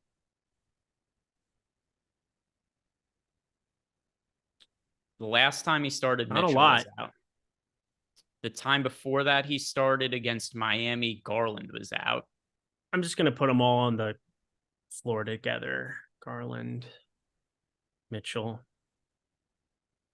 and yeah, I was just curious if we have games where he's started from a minutes perspective, because that to me is what's kind of difficult to figure out. Like, is he going to play 28 minutes? Is he going to play 34? Right. Because we have data on him as a starter this year, except it's typically been when let's just do their minutes that they play together. They've played 439 minutes together this year, the three of them. Karis LeVert is a 0.61 DraftKings points per minute producer. That is not good. Not great. He's generally a lot more than that because he's a second usage guy, and when one of them's out, you see him surge up. But again, 439 minutes, the three of them. 0.61 is like, I mean, that's like Isaac Okoro. That's worse than Isaac Okoro. It's not great. It's good information. It's good research done by the one and only Eric Lindquist over there. So yeah, with that information, I would say that if you have exposure to him, I think that that's fine, but it's going to be hard for me to prioritize him based on that data. Yep. The things going for him, the matchup, obviously it doesn't get a lot better than facing Atlanta. And there's still going to be situations, I got to think, where he's going to be playing next to Ricky Rubio in that second unit, doing some rotation, but he's very high. It's highly unlikely he's not sharing the floor with one of Garland and Mitchell the entire game. So it still is a little bit uncomfortable. It'd be nice to see him like subbed out as the first guy and come back in with the second unit so that he can be closer to that 0.84 fantasy point per minute guy that he is. But yeah, that is some pretty appalling data. Not great points per minute fantasy production, to be sure. Let's look at some of the questions that we just got that came in via the super chats. This one from our guy, Jorge. Jorge Giacomi wants to know, who are the worst chalk players of the day? Worst chalk players of the day. So there's multiple parts of the question, but let's start with this part. Who would we consider the most over-owned chalk on the slate? Or players we just don't want to play at all? See, I mean, I think he's still a good play, but I can't play everybody chalky. Jalen Williams is really getting trimmed by me on DraftKings right now. ALEN Jalen Williams. Mm-hmm. He's the third most popular play on DraftKings right now. He's 6,700 and there's no SGA and they're facing Charlotte. So lots of good things. Yay. Looks nice. They also have some of these weird spots where like, yeah, he's been playing a ton of minutes, but he's not like the go-to usage hog, even without SGA on the floor. It's still going to be Giddey. It's still going to be a lot of Isaiah Joe. He eats up a lot of that usage when you don't have SGA on the floor. So like, I feel as though he's getting steamed up to a place where, yeah, is he a good play? Sure, but not if he's going to be 33, if he's going to be in a third of the field's lineups. I'm definitely below that. I right now have 10%, and that feels a little bit aggressive, but I'm okay with it. Talked about him before. I have 25% Nick Richards right now. And it's mostly just because I don't have confidence that of what the minutes are going to be for this team right now. It's such a weird thing that they threw out there that they're doing. I like Nick Richards. 25% of him makes him one of my most rostered centers, but it's still about half of what the field has. I get the case for him. I'm playing him. I just not as much as the field, just because I think there's a downside there. Other players that I think are over-owned right now. Max Strus, my God. Donovan Mitchell as well. Another guy who I don't think is a terrible play, but a little bit too much ownership for me currently. Well, actually, let me refresh your ownership to see if it's still the case. He was north of 20% owned, and I have him closer to 10%. Yeah, Max Strus is going to make 6 threes, and I'm going to be in shambles today. I already feel it coming. All right, so our most recent run of ownership, Donovan Mitchell is 22% owned on DK. I don't have that much of him. Over on FanDuel, Donovan Mitchell is 14% owned at 9,500. So not quite as popular on FanDuel. And I know this was a DraftKings question, but for me, Donovan Mitchell, I'm underweight to the field on, especially with LeVert starting. LeVert's a higher usage guy than what we're going to be getting out of Isaac Okoro. So to me, that's another slight downgrade to Donovan Mitchell. Are you close to the field on Mitchell? Let me take a look here. I was too busy trying to I want to send Brandon Katz to the outer rim. Donovan Mitchell, I have 15% of, so I'm just below. Okay. So yeah, I'm playing 40 lineups, so it's pretty clean math today on my part. The other part of Jorge's 16%. question is, given that there is not a lot of good value, is there a need for 10K players today? Also, Eric, can you give me a smile today? All right, there you go. I'm a happy person. When did this narrative about me change? I feel like I need a publicist to help me out here. Like, I'm a happy-go-lucky individual. It's the banning of people in chat. It's the silencing. Okay, well, it's the silencing of people. Enjoy Mos Eisley. Yeah, no, that's such a great reference, T. McBee. I love it so much. By the way, just watched the new Mandalorian. Oh my God. I had to get caught up before tomorrow. It's so damn good. Yeah, I haven't watched any of the new season. I've watched all the previous seasons. I haven't watched this one yet. So fire. Going too soon for sure. Oh. By the way, the other part of Jorge's question, is there a need for 10K players today? There's only one, Jason Tatum. So you could have him. You could also not have him. There you go. Yeah, there's definitely not a need because, like you said, there's only one. But let's just group some of these guys together because I don't know if he meant the question to be literally this way, but SGA is out. We're not playing him. Jason Tatum at 10-4. He's my favorite pay-up option, but I'm not getting very much from him because, like Jorge said, there isn't all that much value. And there's Jaylen Brown, Steph Curry. I'm not playing them. Mm-hmm. If I had to roster one, Tatum's my favorite, but no, I absolutely don't think you need to. I like Steph Curry for tournaments today. You don't have any Steph Curry? Not right now. I have 20%. I'm over the field. Yeah, I mean, there's clearly a ceiling there. There's just so many mid-range type players I like today. Mm-hmm. That's where my lineups are more being built. I get it. Yeah, I totally get it. As somebody who's like willing to click on the name of a 7K Dennis Smith Jr. with a straight face, I can't really make fun of anybody. There we go. But it doesn't have to be a straight face. You could be smiling like Jorge said.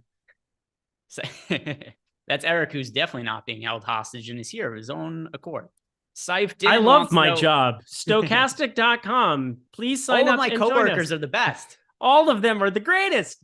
I would never trade in Greg for anybody else. Yeah, there's no boss Eric would rather have. Jordan Klein is the best producer that I have ever met, named Jordan Klein. Yeah, he's up there. He's top 20 or so. Top 20. Saif Din's super chat.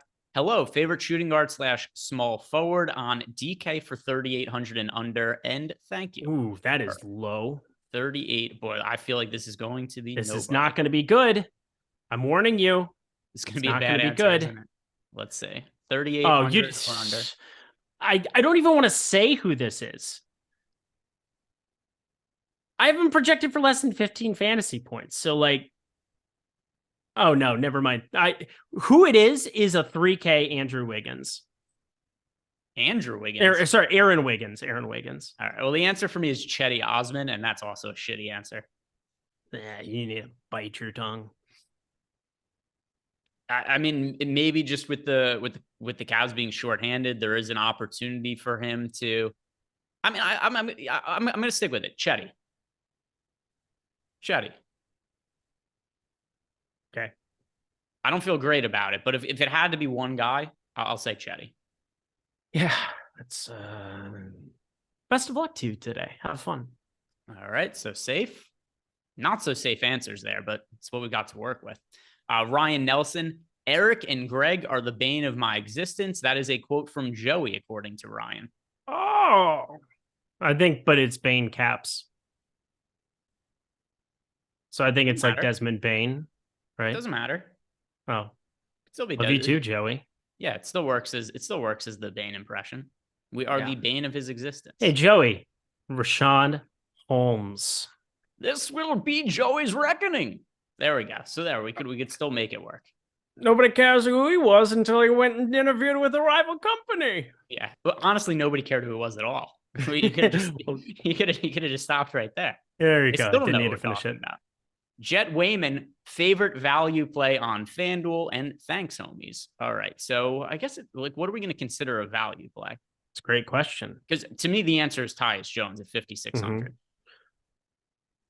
If not Tyus Jones, if you want somebody cheaper than Ty, so my answer is Tyus Jones. If it has to be cheaper, Svi Mykhailiuk, especially if Kelly Oubre's out.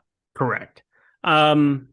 Just to throw an inversion out there, I repeat, I tried to make it a thing the other day. It did not go well.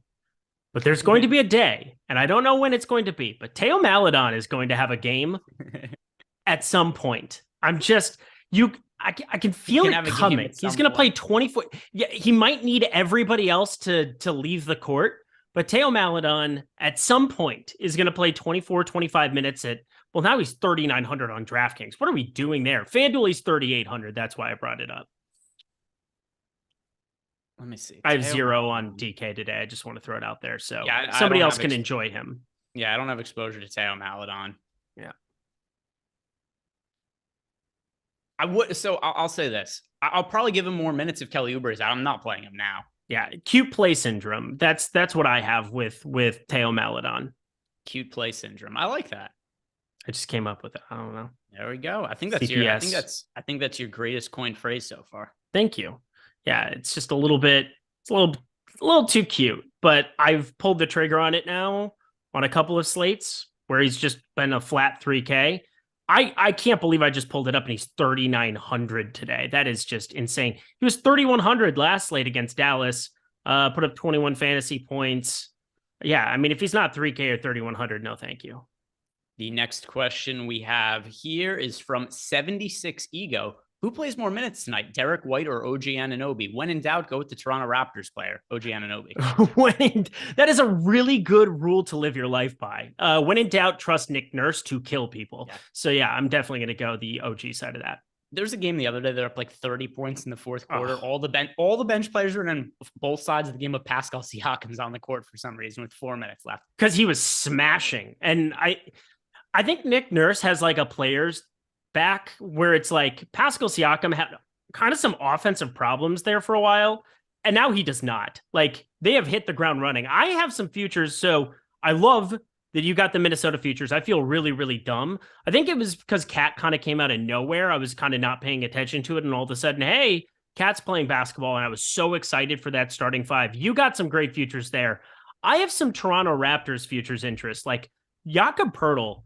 And now with healthy Scotty Barnes, OG Anunoby, they can play some defense. You do not want to play this basketball team in a 7-game series. Probably the best bet I placed all year was actually on the Raptors to make the play-in game at plus money.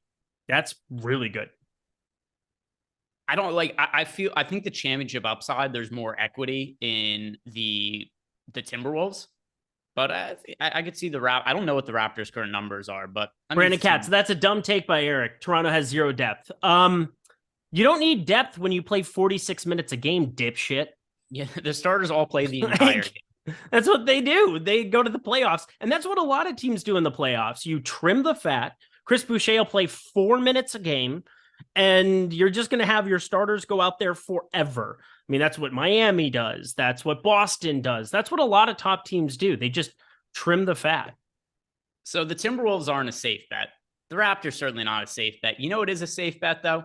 Signing up at Bet365. So you have to be in either New Jersey, Colorado, Ohio, or Virginia at the moment to take advantage of this offer. But if you are in any of those states, take advantage of this because this is going to be the easiest way to help build your bankroll. Because if you sign up at Bet365 using the link that we have below, you place a $1 bet, and Bet365 gives you $365 in bonus bets. That's easy. The Timberwolves win the championship, that's a little hard. The Raptors winning a championship, that's a little hard. Yep. Knowing what the hell the Hornets are going to do with their center rotation, that's a little hard. This offer is not hard. Take advantage of it. Sign up using the link we have below. $1 into $365 in bonus bets at Bet365. That was your best transition / ad read I've ever heard in my life. Thank you. I actually listened to you. Yeah, part of it's a backhanded compliment too, because it kind of has undertones of the other ones were shit, but this is pretty good. It's kind of like the most improved player of the year award, where, like Lauri Markkanen is probably going to win this year. And he's going to be like, hey, I thought I was pretty good last year. And they're going to say, no, you actually sucked last year. And we think you're much better now. So it's kind of, the award's a little bit of a backhanded compliment. I'll take it though. I think it was meant in a good way. It was. Moving on to the rest of our super chats. The next one is from Cat's Body Double. And he's just telling us that today is Max Strus's birthday. No other information. So there we go. Okay. Now we know. Awesome. My filler arc. Should I send him a cake? What do you want? He's just giving us the info. Karis LeVert He also spelled Strus wrong. He spelled it Stus. Why do I have 80% Karis LeVert now? Well, it's always good after you said poor things about him before. Oh, I felt really good about this slate. And well, here's the nice thing is that no longer do I have Kyle Lowry in my lineups, which is what I had before. So awesome. That is a good thing. And some more questions that we have in Discord as well as super chats. Mix some of these Discord questions in around. It's one of the perks being a Stochastic Plus Platinum member. You get to ask us questions. Some of them could be real. Some of them could be trolling. These are mostly real basketball related questions. The process, okay with Jones and Richards in the same lineup for DK? I am not. You wouldn't play them together? Kai Jones and Nick Richards, no. Kai Jones is flat 3K. It's hard to besmirch flat 3K. I mean, the thing is, you are looking at a timeshare at center, but again, I'm playing 100% Nick Richards and I have 0% Kai Jones, so you're asking the wrong guy. Well, no, because you're not doing it. Yeah, so I'm not doing it, but I wouldn't have a rule against it. Oh, okay. It's just that Kai Jones I project for 16 fantasy points, so that's a problem. Yeah, so to me, the answer is no, because I don't think they're going to share the court together. If Nick Richards was also min price, I would say okay. Or if Nick Richards also had power forward eligibility. But you don't really have that option there. So to me, I would only play one or the other in any given lineup. Yeah, it's a better answer. Lippy, I hate Nick Richards. Please talk me off 90% of him on FanDuel. It's a lot on FanDuel. It's a lot on FanDuel. FanDuel, a different situation than on DK, where I'm just playing 100% of a guy who's sub 5K, who, if he plays 28 minutes, should be able to smash. Woody C wants to know if I'm wearing sweatpants. You're damn right I'm wearing sweatpants. Yeah. Next question from Lippy. Y. Thoughts on PJ Washington on FanDuel? I like PJ Washington on FanDuel. When we were going over our most rostered players before, he was one of my most rostered power forwards. I'm either going to have 0 PJ Washington on DK or I'm going to have a ton. It all depends on Kelly Oubre. Miami High Life, Scotty Barnes versus Mobley versus Triple J. Rank him on Triple DK. J, 1, Mobley 2. There we go. Same for me. And then he also has a 2v2, Barnes and Oubre or Mobley and LeVert. I love Kelly Oubre today if he ends up playing. He's going to be criminally underwhelmed in tournaments.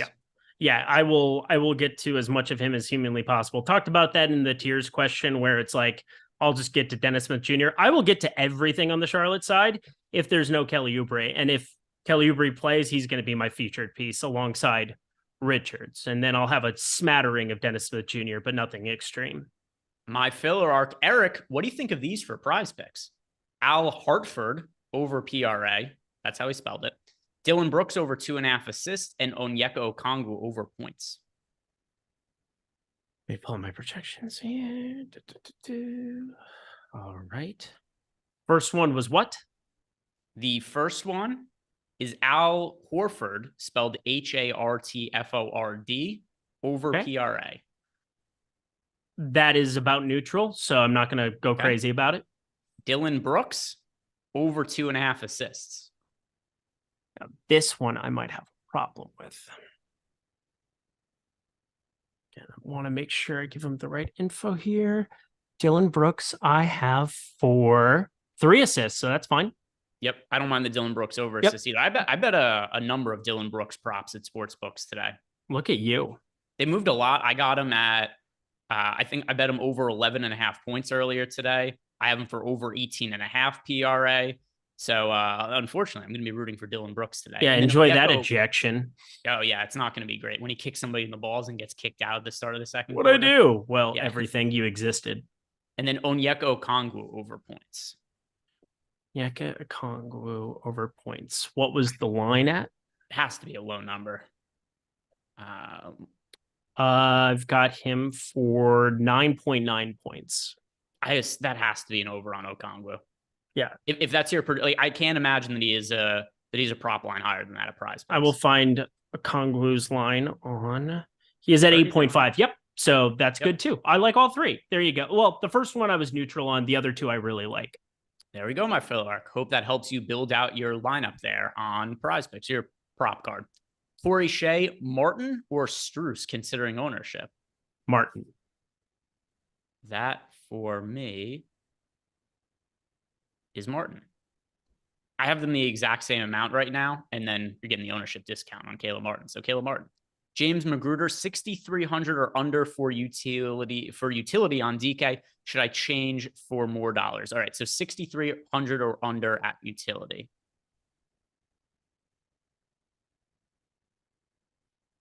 That is, dude. How is it already 350? How what happened to the time? That is Scotty Barnes is the answer. Scotty Barnes for me. Yep, same. Look at us go. We're in sync. Scotty Barnes.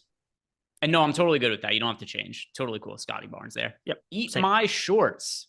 Lowry or Strus for DK. If Vince is out, also fade Nick Richards. I'm not fading Nick Richards. I'm just underweight to him. I understand why Eric is overweight to him. I just think there's a lot of variance there. He's going to be really, really highly owned. So I'm underweight to him. But cash games, you're playing Nick Richards. I wouldn't recommend fading him outright. Lowry or Strus for DK if Gabe Vincent is out. So I have a lot of Kyle Lowry interest, or I did, should I say. I don't think he's as necessary anymore now that Karis LeVert exists. I was trying to figure out something, whether it was Kevin Love, Kyle Lowry, something else from that Miami team that made some sense. Not just, your main two being the very obvious Bam Adebayo, and then Tyler Hero still stands out a little bit, sub 7K.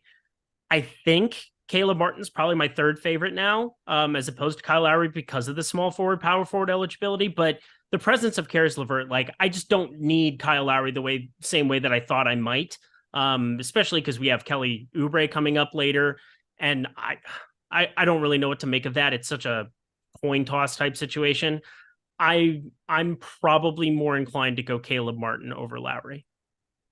I'm not playing Kyle Lowry. I am playing Caleb Martin. I understand part of his question was if Gabe Vincent is out, though. Yep. I still assume that it's going to be. Yeah, I would need Gabe Vincent to be out, by the way, for Kyle Lowry. But we got the late day questionable downgrade. So that usually means they're going to be out.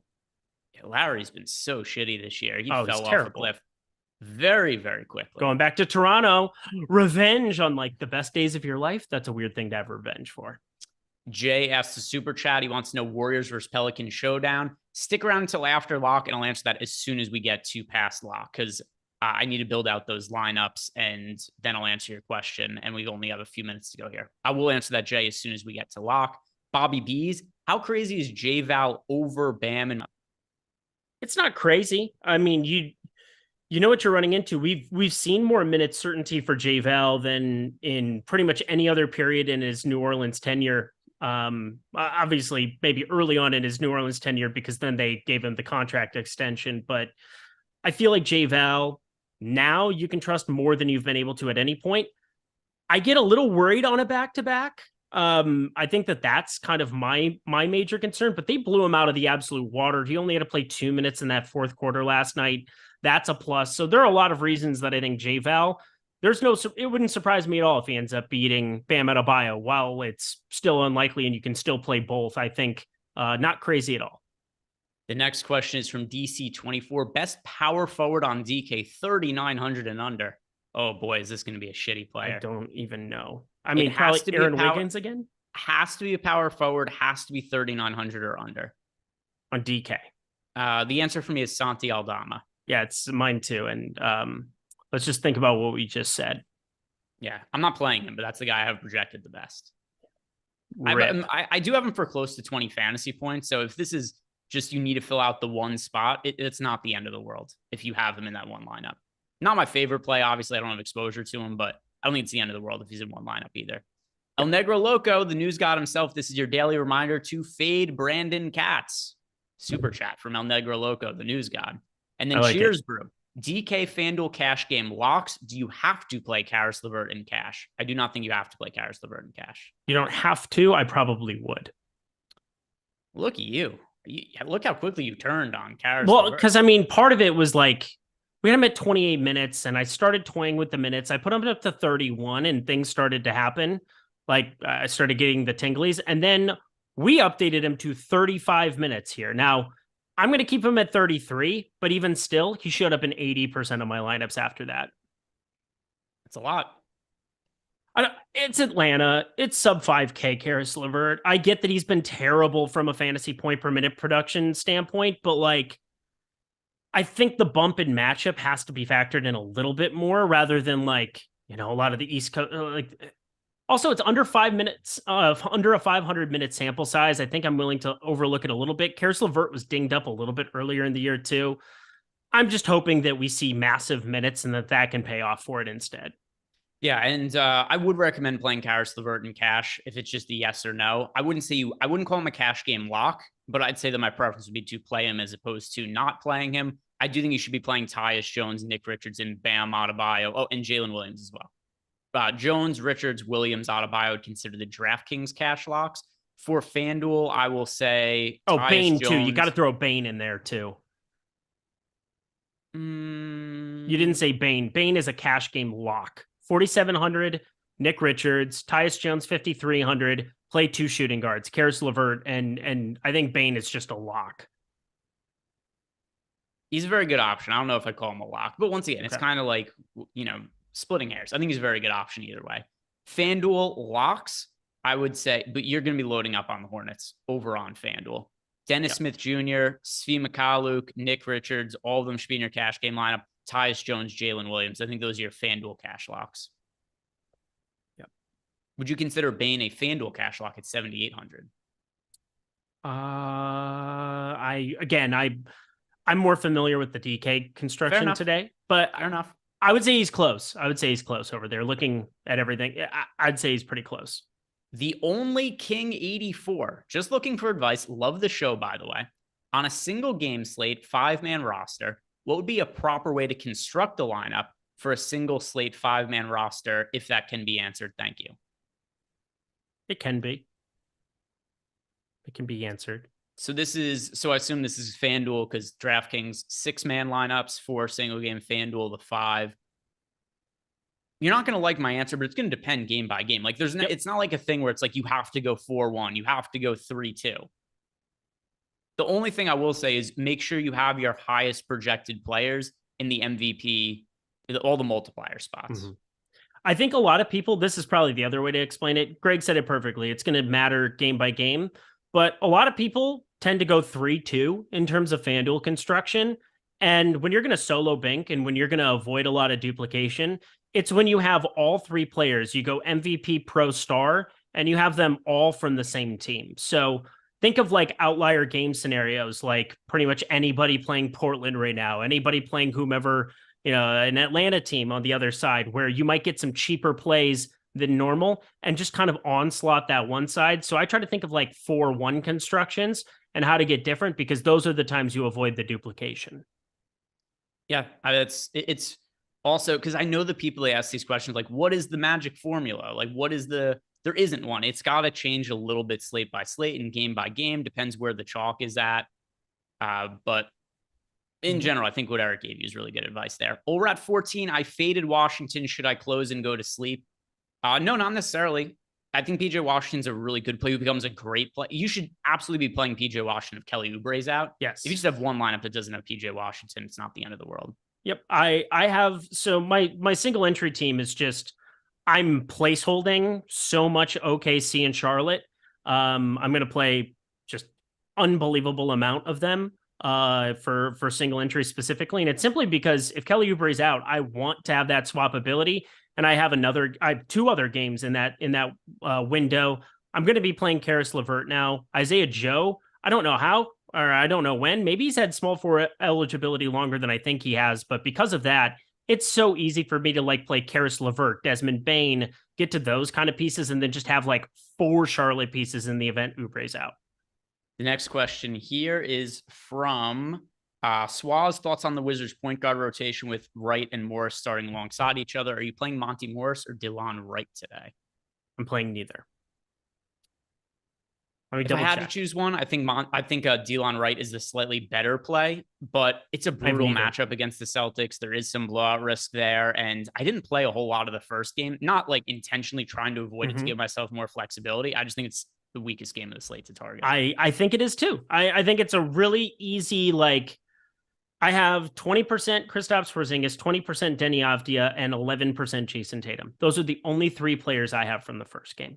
There we go. I don't have any issue with that at all.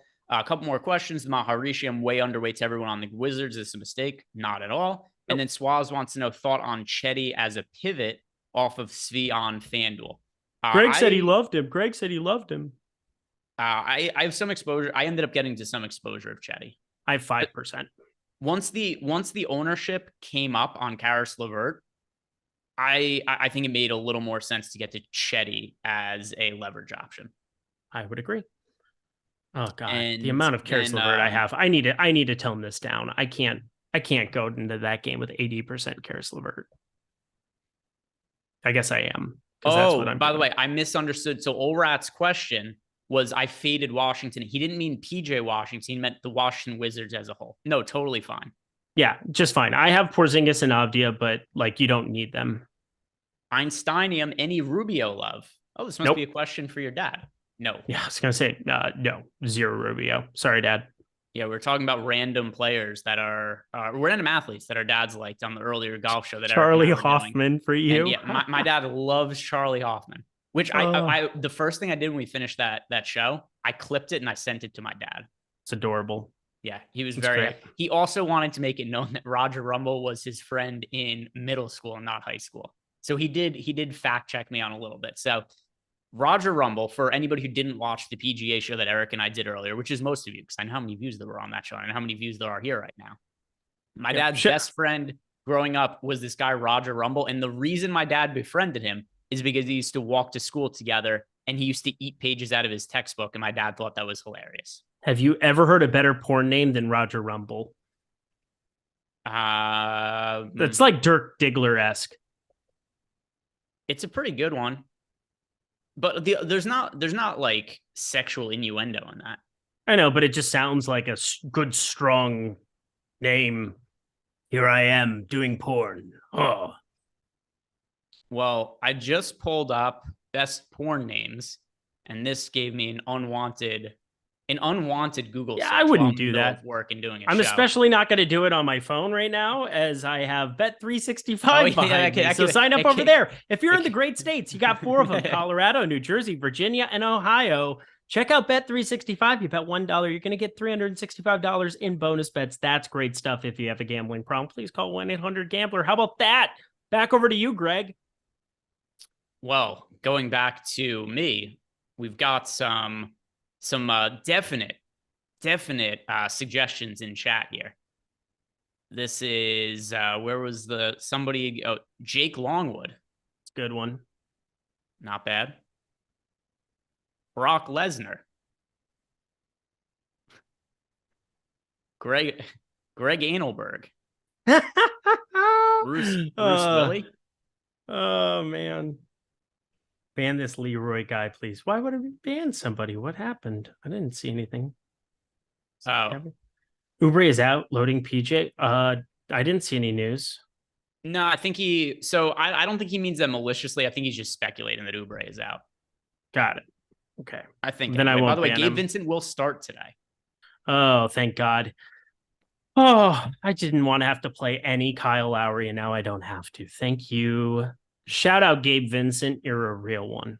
Anything else that changes for you with Gabe Vincent being active? No, I was never going to play Max Strus.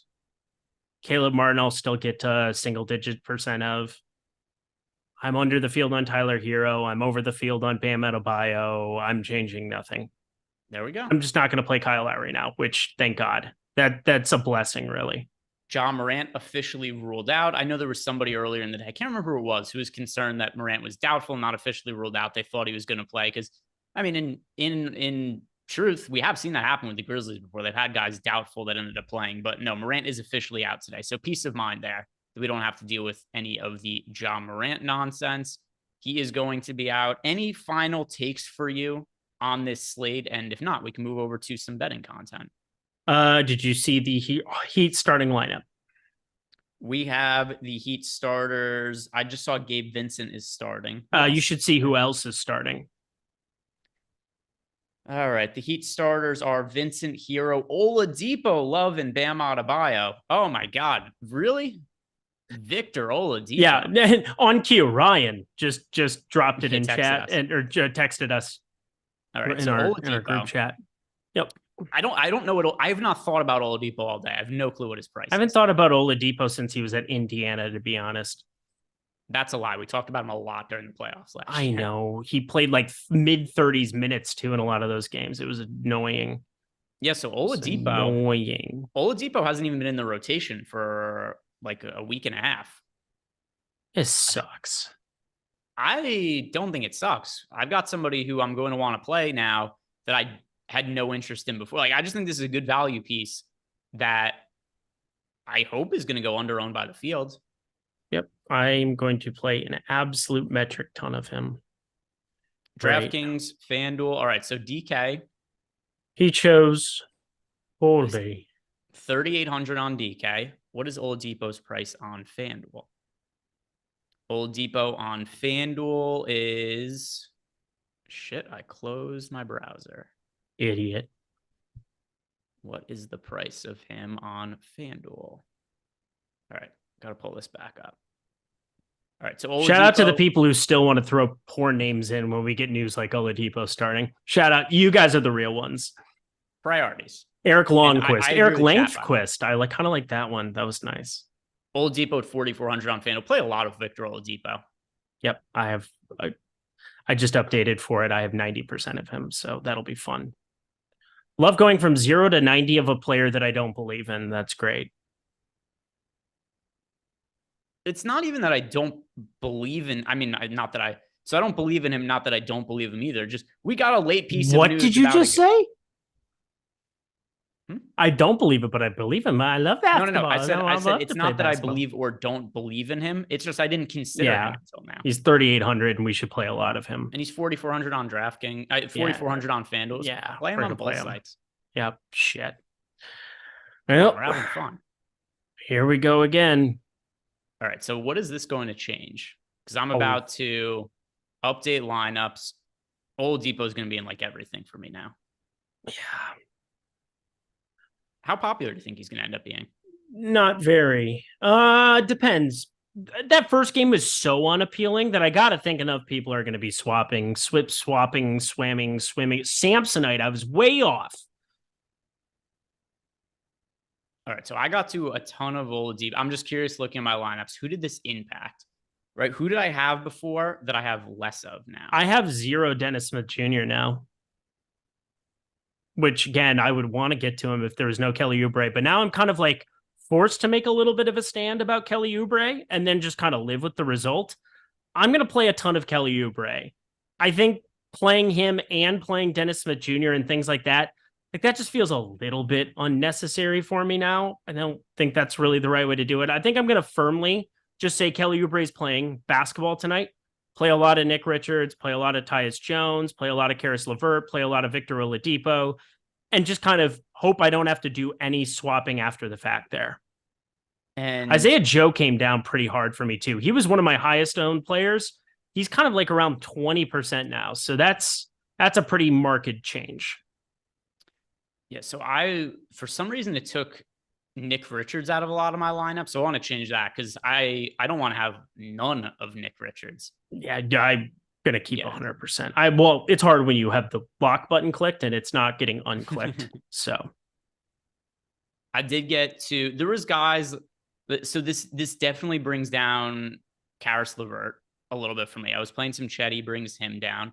It doesn't look like, and I'm going to change the Nick Richards thing. It doesn't look like there's one guy that I had a bunch of that all of a sudden I have none of. It's like I got to a bunch of lineups that have a little bit less of some other guys. Nick, just to double check, Victor Oladipo, 1 start this year, 34 minutes.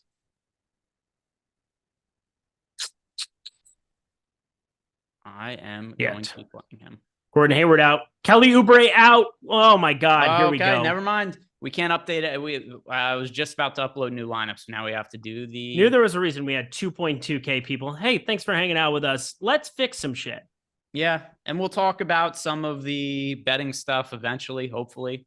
Sign up at Bet365. Even if we are not able to get to all the different betting information that Eric and I would like to give you guys because of all the NBA DFS news that's broken, we gave you the Bet365 offer. You sign up. $1 is going to get you $365 in bonus money. And if you want all the bets that we have over at Stochastic.com, all the prop bets, NBA Bet Pro, 7-day free trial, no risk to you at all. Use the link below, sign up, and I think you guys are going to like it. And I think that even on that 7-day free trial, you're going to make enough money. We're going to want to stick around as a customer because the tool is going to pay for itself. All right, so hopefully we'll get to look at that a little bit in a few minutes. But first, the Charlotte Hornets. We've got Kelly Oubre out. This is going to change my lineups a ton because I had a bunch of exposure to Kelly Oubre. It was in like half my lineups. Yeah, well, I just changed it so that I got exclusively exposure to him, and now I have to change it completely the other way. So, yay. But at least I got the news ahead of time, and I can't bitch about that. And one other thing that I want to do too, because I almost forgot about this, but I've been running lineups in the background, is that Jay did ask for Warriors Pelicans lineups for the showdown. Yep, so we can talk through that. Want to go back and make sure that I answer that question. So, Eric, I am going to answer this question for him. Okay. You can take the time, build out some of your lineups, and then I'm going to come back after answering Jay's question. We can talk more in depth about the Hornets. Sounds good.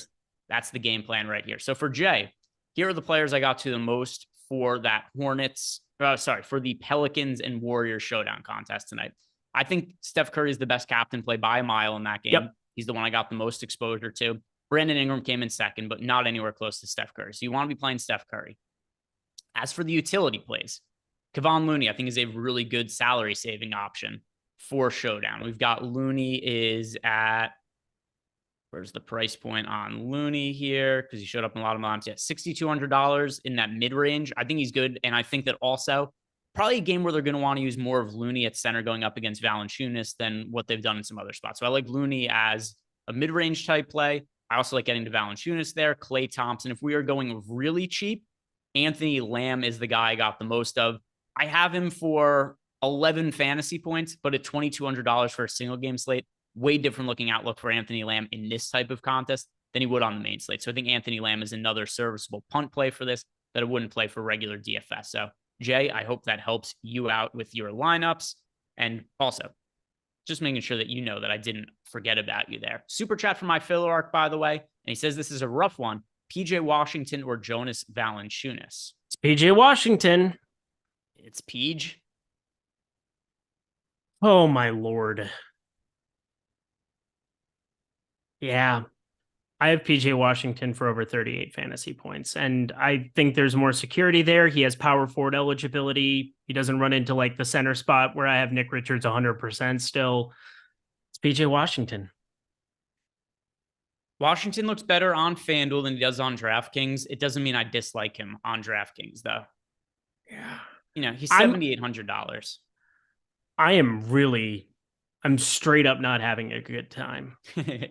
Yeah, 7,000. So PJ Washington to me is like a few $100s too cheap on FanDuel and a few $100s too expensive on DraftKings. Yep.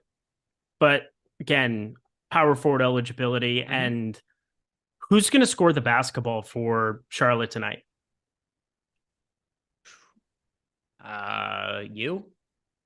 Me? I mean, I could definitely score in that new version of Raymond Felton that I saw yesterday. Oh my. The one who's built like DJ Khaled, you could. So, you know, I think a lot of us here were pretty dubious about Eric's story about whether he beat Raymond Felton or not at basketball. I feel pretty good about his ability now because I don't know that Raymond Felton could play 20 minutes of basketball without going into cardiac arrest now. So I think Eric could just out cardio him. Yeah. Yeah. Alex Diaz, Maladon, he's back in my pool. I'm playing some on DK. It's a weird slate. It's a weird slate. Bryce McGowan's somebody who I just got to a little bit of. Yeah, I'm starting to look through this. Is he like the weirdest player that you ended up getting exposure to? Yes, by far. 3,700 Bryce McGowan's for sure. And what about some of the other players? Dennis Smith. We talked about PJ Washington, Dennis Smith Jr. I guess it can't change your Nick Richards that much because you already liked him a ton. Mm-hmm.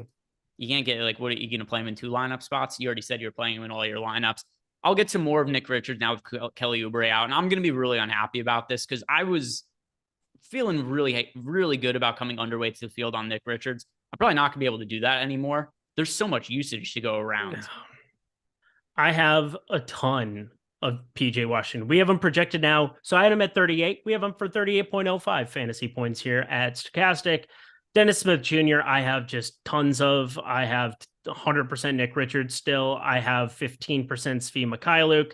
And I have 38% Teo Maledon. Look at you. Go ahead and direct those questions directly to my inbox at Eric Lindquist on Twitter. Let me know your complaints. By the way, I like how I asked you having to be weird and you didn't bring up Teo Maledon. Well, because I just updated it. I was going down the line based on salary. So I was looking at my exposures on things, and I went from most expensive to cheapest. Did you end up getting any of Kai Jones? No. I will say, is there a chance Kai Jones and PJ Washington and Nick Richards share a floor at some point together today? Yes, but I think it's still pretty unlikely. I don't think Kai Jones and I don't think Kai Jones and Nick Richards will share the court together. I think JT Thor and Nick Richards could share the court together, though. Yes, I would agree with that. But also JT Thor is a cesspool of sadness and broken dreams with a fantasy point per minute rate of 0.62, and that is not good. All right, let's rebuild out these lineups. I mean, shit. I have 12% Bryce McGowan's. What is going on? Do you ever do this? So I went to go update my lineups, but I still only had the Hornets selected, and I couldn't figure out why things weren't changing. It helps to have other teams selected. That would be ideal, you super smart, intelligent person. I'm sorry I put you down earlier. I would never do such a thing. All good. All right, so some other updates. Have you noticed anything else that has changed in your lineups with Kelly Oubre being out and some of the other Hornets players popping up more meaningfully? Yeah, I mean, Victor Oladipo, he took a lot of that. So now what's happened? Okay, so Kelly Oubre I just removed. Now I'm getting tons of Isaiah Joe again because the small forward who I was going to be playing the most of is now removed from the universe. And so now Isaiah Joe has to fall into that spot. It's him, and Brandon Ingram took a big jump for me too.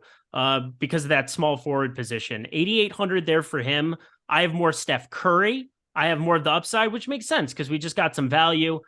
I'm not getting as much PJ Washington as I reran everything here as what I was expecting to get.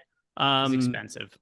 Yeah, and I think that's kind of been the major change. Again, the major reason I thought I was going to get more was somebody asked us Jonas Valanciunas or PJ Washington, and that's not the right way of looking at DFS because you got to look at the entire portfolio. Rather than just 1v1 situations, unless you're building one lineup, and then, yeah, you are. So it still applies there. But Dennis Smith Jr., Teo Maledon, Svi Mikhailuk, those guys I'm getting to more than I'm getting to PJ Washington. And Nick Richards still 100%. So PJ Washington is a really, really good play on FanDuel. DraftKings, I do think that his price tag just makes him difficult to get to. So with Kelly Oubre being out, actually have less exposure to the Hornets now than I did before, but just because I had so much Oubre before. Some of these other pieces, like you mentioned, like Svi, I think that another guy, he's a much better play on FanDuel than on DraftKings. FanDuel, he's 4,200. DraftKings, he's 4,900. I have exposure to Svi now on DK. Didn't have exposure to him before. But what really changed about my lineups is not having Kelly Oubre, and then also now that we have Victor Oladipo as a piece. You touched on it before when you were bringing it. I have guys like Trae Young, Steph Curry, who I didn't really have exposure to before. Now I do have 15, 20% of these guys because we have the added value of Victor Oladipo. And now my lineups also are cheaper at small forward without Oubre. And I just have more space to spend up at guard. Yep. Exact same. I concur with all the things you have said. Yeah, Karis LeVert. So Tyus Jones, Nick Richards, Karis LeVert, Victor Oladipo, Desmond Bane, Isaiah Joe, Brandon Ingram, Jaren Jackson Jr., Dennis Smith Jr. Those are my 10 highest owned players. All right, upload these lineups, and we've got about 10 minutes to spare here. So I'm going to check Discord and make sure no questions came in. Teo Maledon just went way down for me. What just happened? I must have clicked maybe something. Your computer's trying to save you from yourself. Nope. Give me more. There we go. All right, got it fixed. Figure it out. Got some questions here, both from our guy, Eric Johnson, Lippy, in our Discord channel. First, he wants to know, why should I play Klay Thompson on FanDuel tonight? I mean, you can make a lot of threes. There you go. Hashtag analysis. It depends what you're talking about here. You're talking about playing a lot of Klay Thompson, because I think he's fine, but I'm not looking at my lineups being like Klay is the guy I need to get to. Yeah, I don't feel that way. I do feel that way when we talk about ownership and whatever else with Steph Curry. And it's like, well, what's the most natural way to not play a popular Steph Curry? It's probably go to Klay Thompson and just have him nuke the slate. But like, I have the money to get to Steph Curry. It's not that difficult with all the value that's shown up in the last, 40 minutes. And then he wants to know what our thoughts are on Draymond on FanDuel. So one thing that's going to change with this Hornets news, we're talking about the price difference between PJ Washington on FanDuel relative to DraftKings. PJ Washington to me is pretty clearly the best power forward option on FanDuel at 7,000. Goes to show you what an $800 salary difference could do. PJ Washington viable on DraftKings, but not somebody I'd necessarily be jamming. He's most rostered power forward, I think, by a mile now for FanDuel purposes. Then you got Draymond Green is the same exact price as him. So you're going to have a decision point. It's, do I want to play PJ Washington at 7,000 or Draymond at 7,000? And I'd rather play PJ Washington. Draymond's just not going to pop up in that many lineups now. Am I seriously about to play Teo Maledon in single entry? Am I that sick of a person? Am I that broken inside that I'm going to do that to myself? Well, there's only one way to break you further. Play more Teo Maledon. Here we go. I lied. There's other ways to break you further, and there's going to be some comments about it in the YouTube chat. Yeah. Some more from Discord, JEW. Any reason why Oladipo is projected low? No idea. Is he projected I low? have tons. I mean, what are you considering a low projection? What do we have for Oladipo right here? All right. Pulling up our projections. Where do we land on Oladipo as this loads? Yeah, I think we're a little.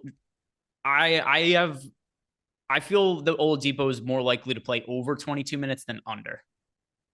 Yes. The next question here is from Trouble35. Any good pivots off of Isaiah Joe without changing lineup construction? By the way, we just got the starting lineup for the Thunder. It is Giddey, Joe Dort, Jalen Williams, and Jalen Williams. Jalen Williams starting twice. So we've got Trouble, one Jalen Williams. I called it. Fuck yeah.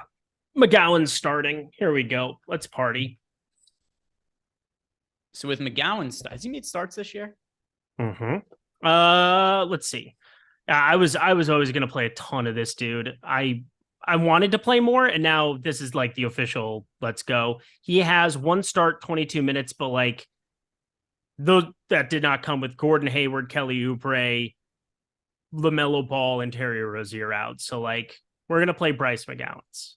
He's a terrible fantasy point per minute guy, but really terrible. Again, cannot emphasize enough. He could play legitimately 34 minutes tonight. 34 minutes is what, like a 0.4 fantasy point per minute guy or something like that. But what is so when you say you're going to play him and you're going to play a lot of them, what does that mean? Like how much of Bryce McGowan's? I don't know. It's one of those slates where it's like you're going to feel like an idiot because somebody who's 37, 3,800, whether it's Maledon, whether it's McGowan's. I will say this makes me like Teo Maledon more. I probably, not that I wouldn't want to see him starting just for maybe a minutes allotment, but like he's going to be a fantasy point per minute guy coming off of the bench and probably avoids Dennis Smith Jr., probably avoids some of that stuff. Like I think Maledon, I mean, I just don't. I have a very important question to ask you about Bryce McGowan's. Why is he not min price? Why is he not even close to min price? I don't know. I don't understand. DK made some really strange adjustments and somehow they were like correct about it. So Bryce McGowan's, how many times this year do you think he scored over 20 fantasy points? Well, I know he went over 21 time last game. I'm going to go 2, just to add 1 to it. Yeah, so he's done it twice. Okay. By the way, I think he's viable starting. I'm probably going to have less of him than you just based on what your tone was there. I'm just confused how he's not min price on DraftKings. I know, it's pretty funny. Is he min price on FanDuel? I'm checking. Have fun with that if he is. He's not min price on FanDuel either. Dude, they know. He's 3,700 on both sites. Bro, the NBA's rigged. The NBA's rigged. These sites, they're here to take our money. They don't give a shit in DFS. They rigged it by pricing Bryce McGowan's at 3,700. They collude. I mean, clearly. What a fish play, bro. You're telling me DraftKings and FanDuel independently decided that Bryce McGowan's going to be a 3,700 player today? I don't buy it. Yeah, no. This is hilarious to me. No Monty Morris, no cash. Please tell me that that's not true. Let me run this. Monty Morris, 4, 3, and 2. That's and another assist. 4, 4, and 2. So Monty Morris apparently going nuts against the Boston Celtics. Shout out Iowa State. That makes sense. All right, I reran my lineups. I have 5% Bryce McGowan's. Cool. That's good. That's actually good. I was maybe being a little facetious before. It's more of like enjoyable, entertaining things. Got those lineups updated. I didn't play a whole lot of Svi Mikhailuk. Is that a problem? I have like 8% of him. It's not a problem for DraftKings. It would be for FanDuel. Okay, that's kind of the sentiment that I have. It's weird. They're like, we talked forever about Kelly Oubre, and then he's out, and now it's like, well, we have Victor Oladipo and Isaiah Joe starting, and Karis LeVert starting. So like, are any of them better than those three? No, I do not believe so. We have a question in Discord. This is from Sam Cassell Dance. Monty Morris, the only person I've ever heard of from Iowa State. Is it true that Monty Morris is the only person who have ever gone to Iowa State? Yeah, it might be. I mean, I can name like everybody in the NBA that's from Iowa State right now. You got Monty Morris. You got THT. He's dynamite. Not really. Taylor Horton Tucker kind of sucks. Tyrese Halliburton being the most known. George Niang was our stud back in college. Now 76ers, so sitting behind there. Good stuff. Iowa State kind of littered throughout the NBA. A lot of point guards. According to my Google search. Yes. There's somebody, and I'm going to agree with this. Who would you say is the most famous person to ever come out of Iowa State? Jeff Hornacek, not close. George Washington Carver. Oh, out of Iowa State? Yeah, he invented peanut butter. Yeah, that's definitely it. But I thought you meant basketball player. Why did we change to like most famous person? Well, because Sam Cassell Dan said he's never heard of anybody else at all from Iowa State. Yeah. George Washington. Yeah, do you like peanut butter? Every time you eat it, think Iowa State. There you go. Matty T 55, Svi or McGowan's, and then Bain versus Oladipo and Barnes on FanDuel. Okay. So Svi, McGowan's, Bain, and then okay. I understand the question. Svi and Desmond Bain on FanDuel. So the answers are Svi or McGowan's. They're basically the same price on FanDuel. So we're gonna say Svi. Svi, for sure. And then it's so Svi and Bain or Oladipo and Barnes, and I prefer Svi and Bain. Svi and Bain. The next question here is from Lippy. Are you making any rules to get guys from the last game of the night in your lineup? We've got all the news right now. I'm just running lineups as is at this point. It doesn't matter. Doesn't matter what your name is. There's nothing we have to reserve lineup spots for. If I'm not mistaken, there's not a single questionable player left on the injury report, correct? Or not one that matters. Like Gary Payton's questionable. I don't give a shit. I really don't give a shit either. I'm with you. Yeah, there's nothing to reserve lineup spots for at this point, Lippy. We're good. All right, so we've got 3 minutes. Yep, I'm aware. And we've got 3 minutes. Are there any bets that you want to give out to the people here? Nick Richards, all the things. Nick Richards through the moon. 11.5 points, 9.5 rebounds, double-double. And I'm sure the lines have moved now with Kelly Oubre out, so makes me like it even more. But it's going to be a worse number than I bet it at, so you have to accept that. I'm pulling a lot just because we've seen weird starting lineups. Oladipo, some stuff has changed over the course of the show. I'm pulling up Bet Pro right here just to see what the most recent numbers are. See what Dylan Brooks, because Dylan Brooks is the player I have the most bets on today, which is unfortunate. That is not a fun feeling for you. The numbers are so low today. His points prop opened up 11.5 plus money on the over today with John Moran out. Not great, Bob. Not great. I mean, it is great until it doesn't work. It's not great. But it's great. I agreed with it before, so I'm with you. What else is looking decent for us here?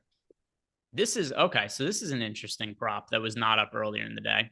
Jaren Jackson Jr., his over-under for assists is 1.5, which I think is totally fair. But the over is plus 180. Plus It's 180 for Jaren gigantically Jackson Jr. juiced. to have 2 assists today. Yes, please. Yeah, I saw that in Bet Pro. It looked really, really good. And I was thinking about adding it. Probably will now. And let's see if there's any Dillon Brooks props still up. Dillon Brooks, I wonder what that points prop is now. Yeah, so now it's 13. So early in the day, it was 11.5 plus money on the over. Now it's 13.5 with juice on the under here. So I wouldn't play to 13.5. Felt pretty good about the 11.5 though. Yeah, I would avoid the Dillon Brooks props at this point. We've done it. We've reached lock. That went really fast because a lot of shit happened at the end that we weren't expecting. Eric, do you have any final thoughts for the people? Good luck. My God. Don't. I mean, you can at me when Teo Maledon goes for 5. Like, that's okay. But like, also, there's going to be something that you have to get off the wall with if you're going to avoid some kind of duplication today, because it seems like the good players are just really, really good. Tyus Jones, Nick Richards, Karis LeVert, Victor Oladipo, all these guys. Just be aware that things are going to change very, very little between now and that Charlotte game tipping off. We got all the news. Just good luck. Hopefully you run good too. Yeah, Kristaps Porzingis, 10 points, 5 rebounds, and assists, and a block so far. We've got Monte Morris going nuts, Delon Wright. So maybe the night's over for us before it's even started. But guys, thank you very much for watching. If you didn't do it yet, like the video, subscribe to the YouTube channel. Tomorrow, we'll be back here. Same time, same place. See you then. Raymond Felton. Oh, look at that.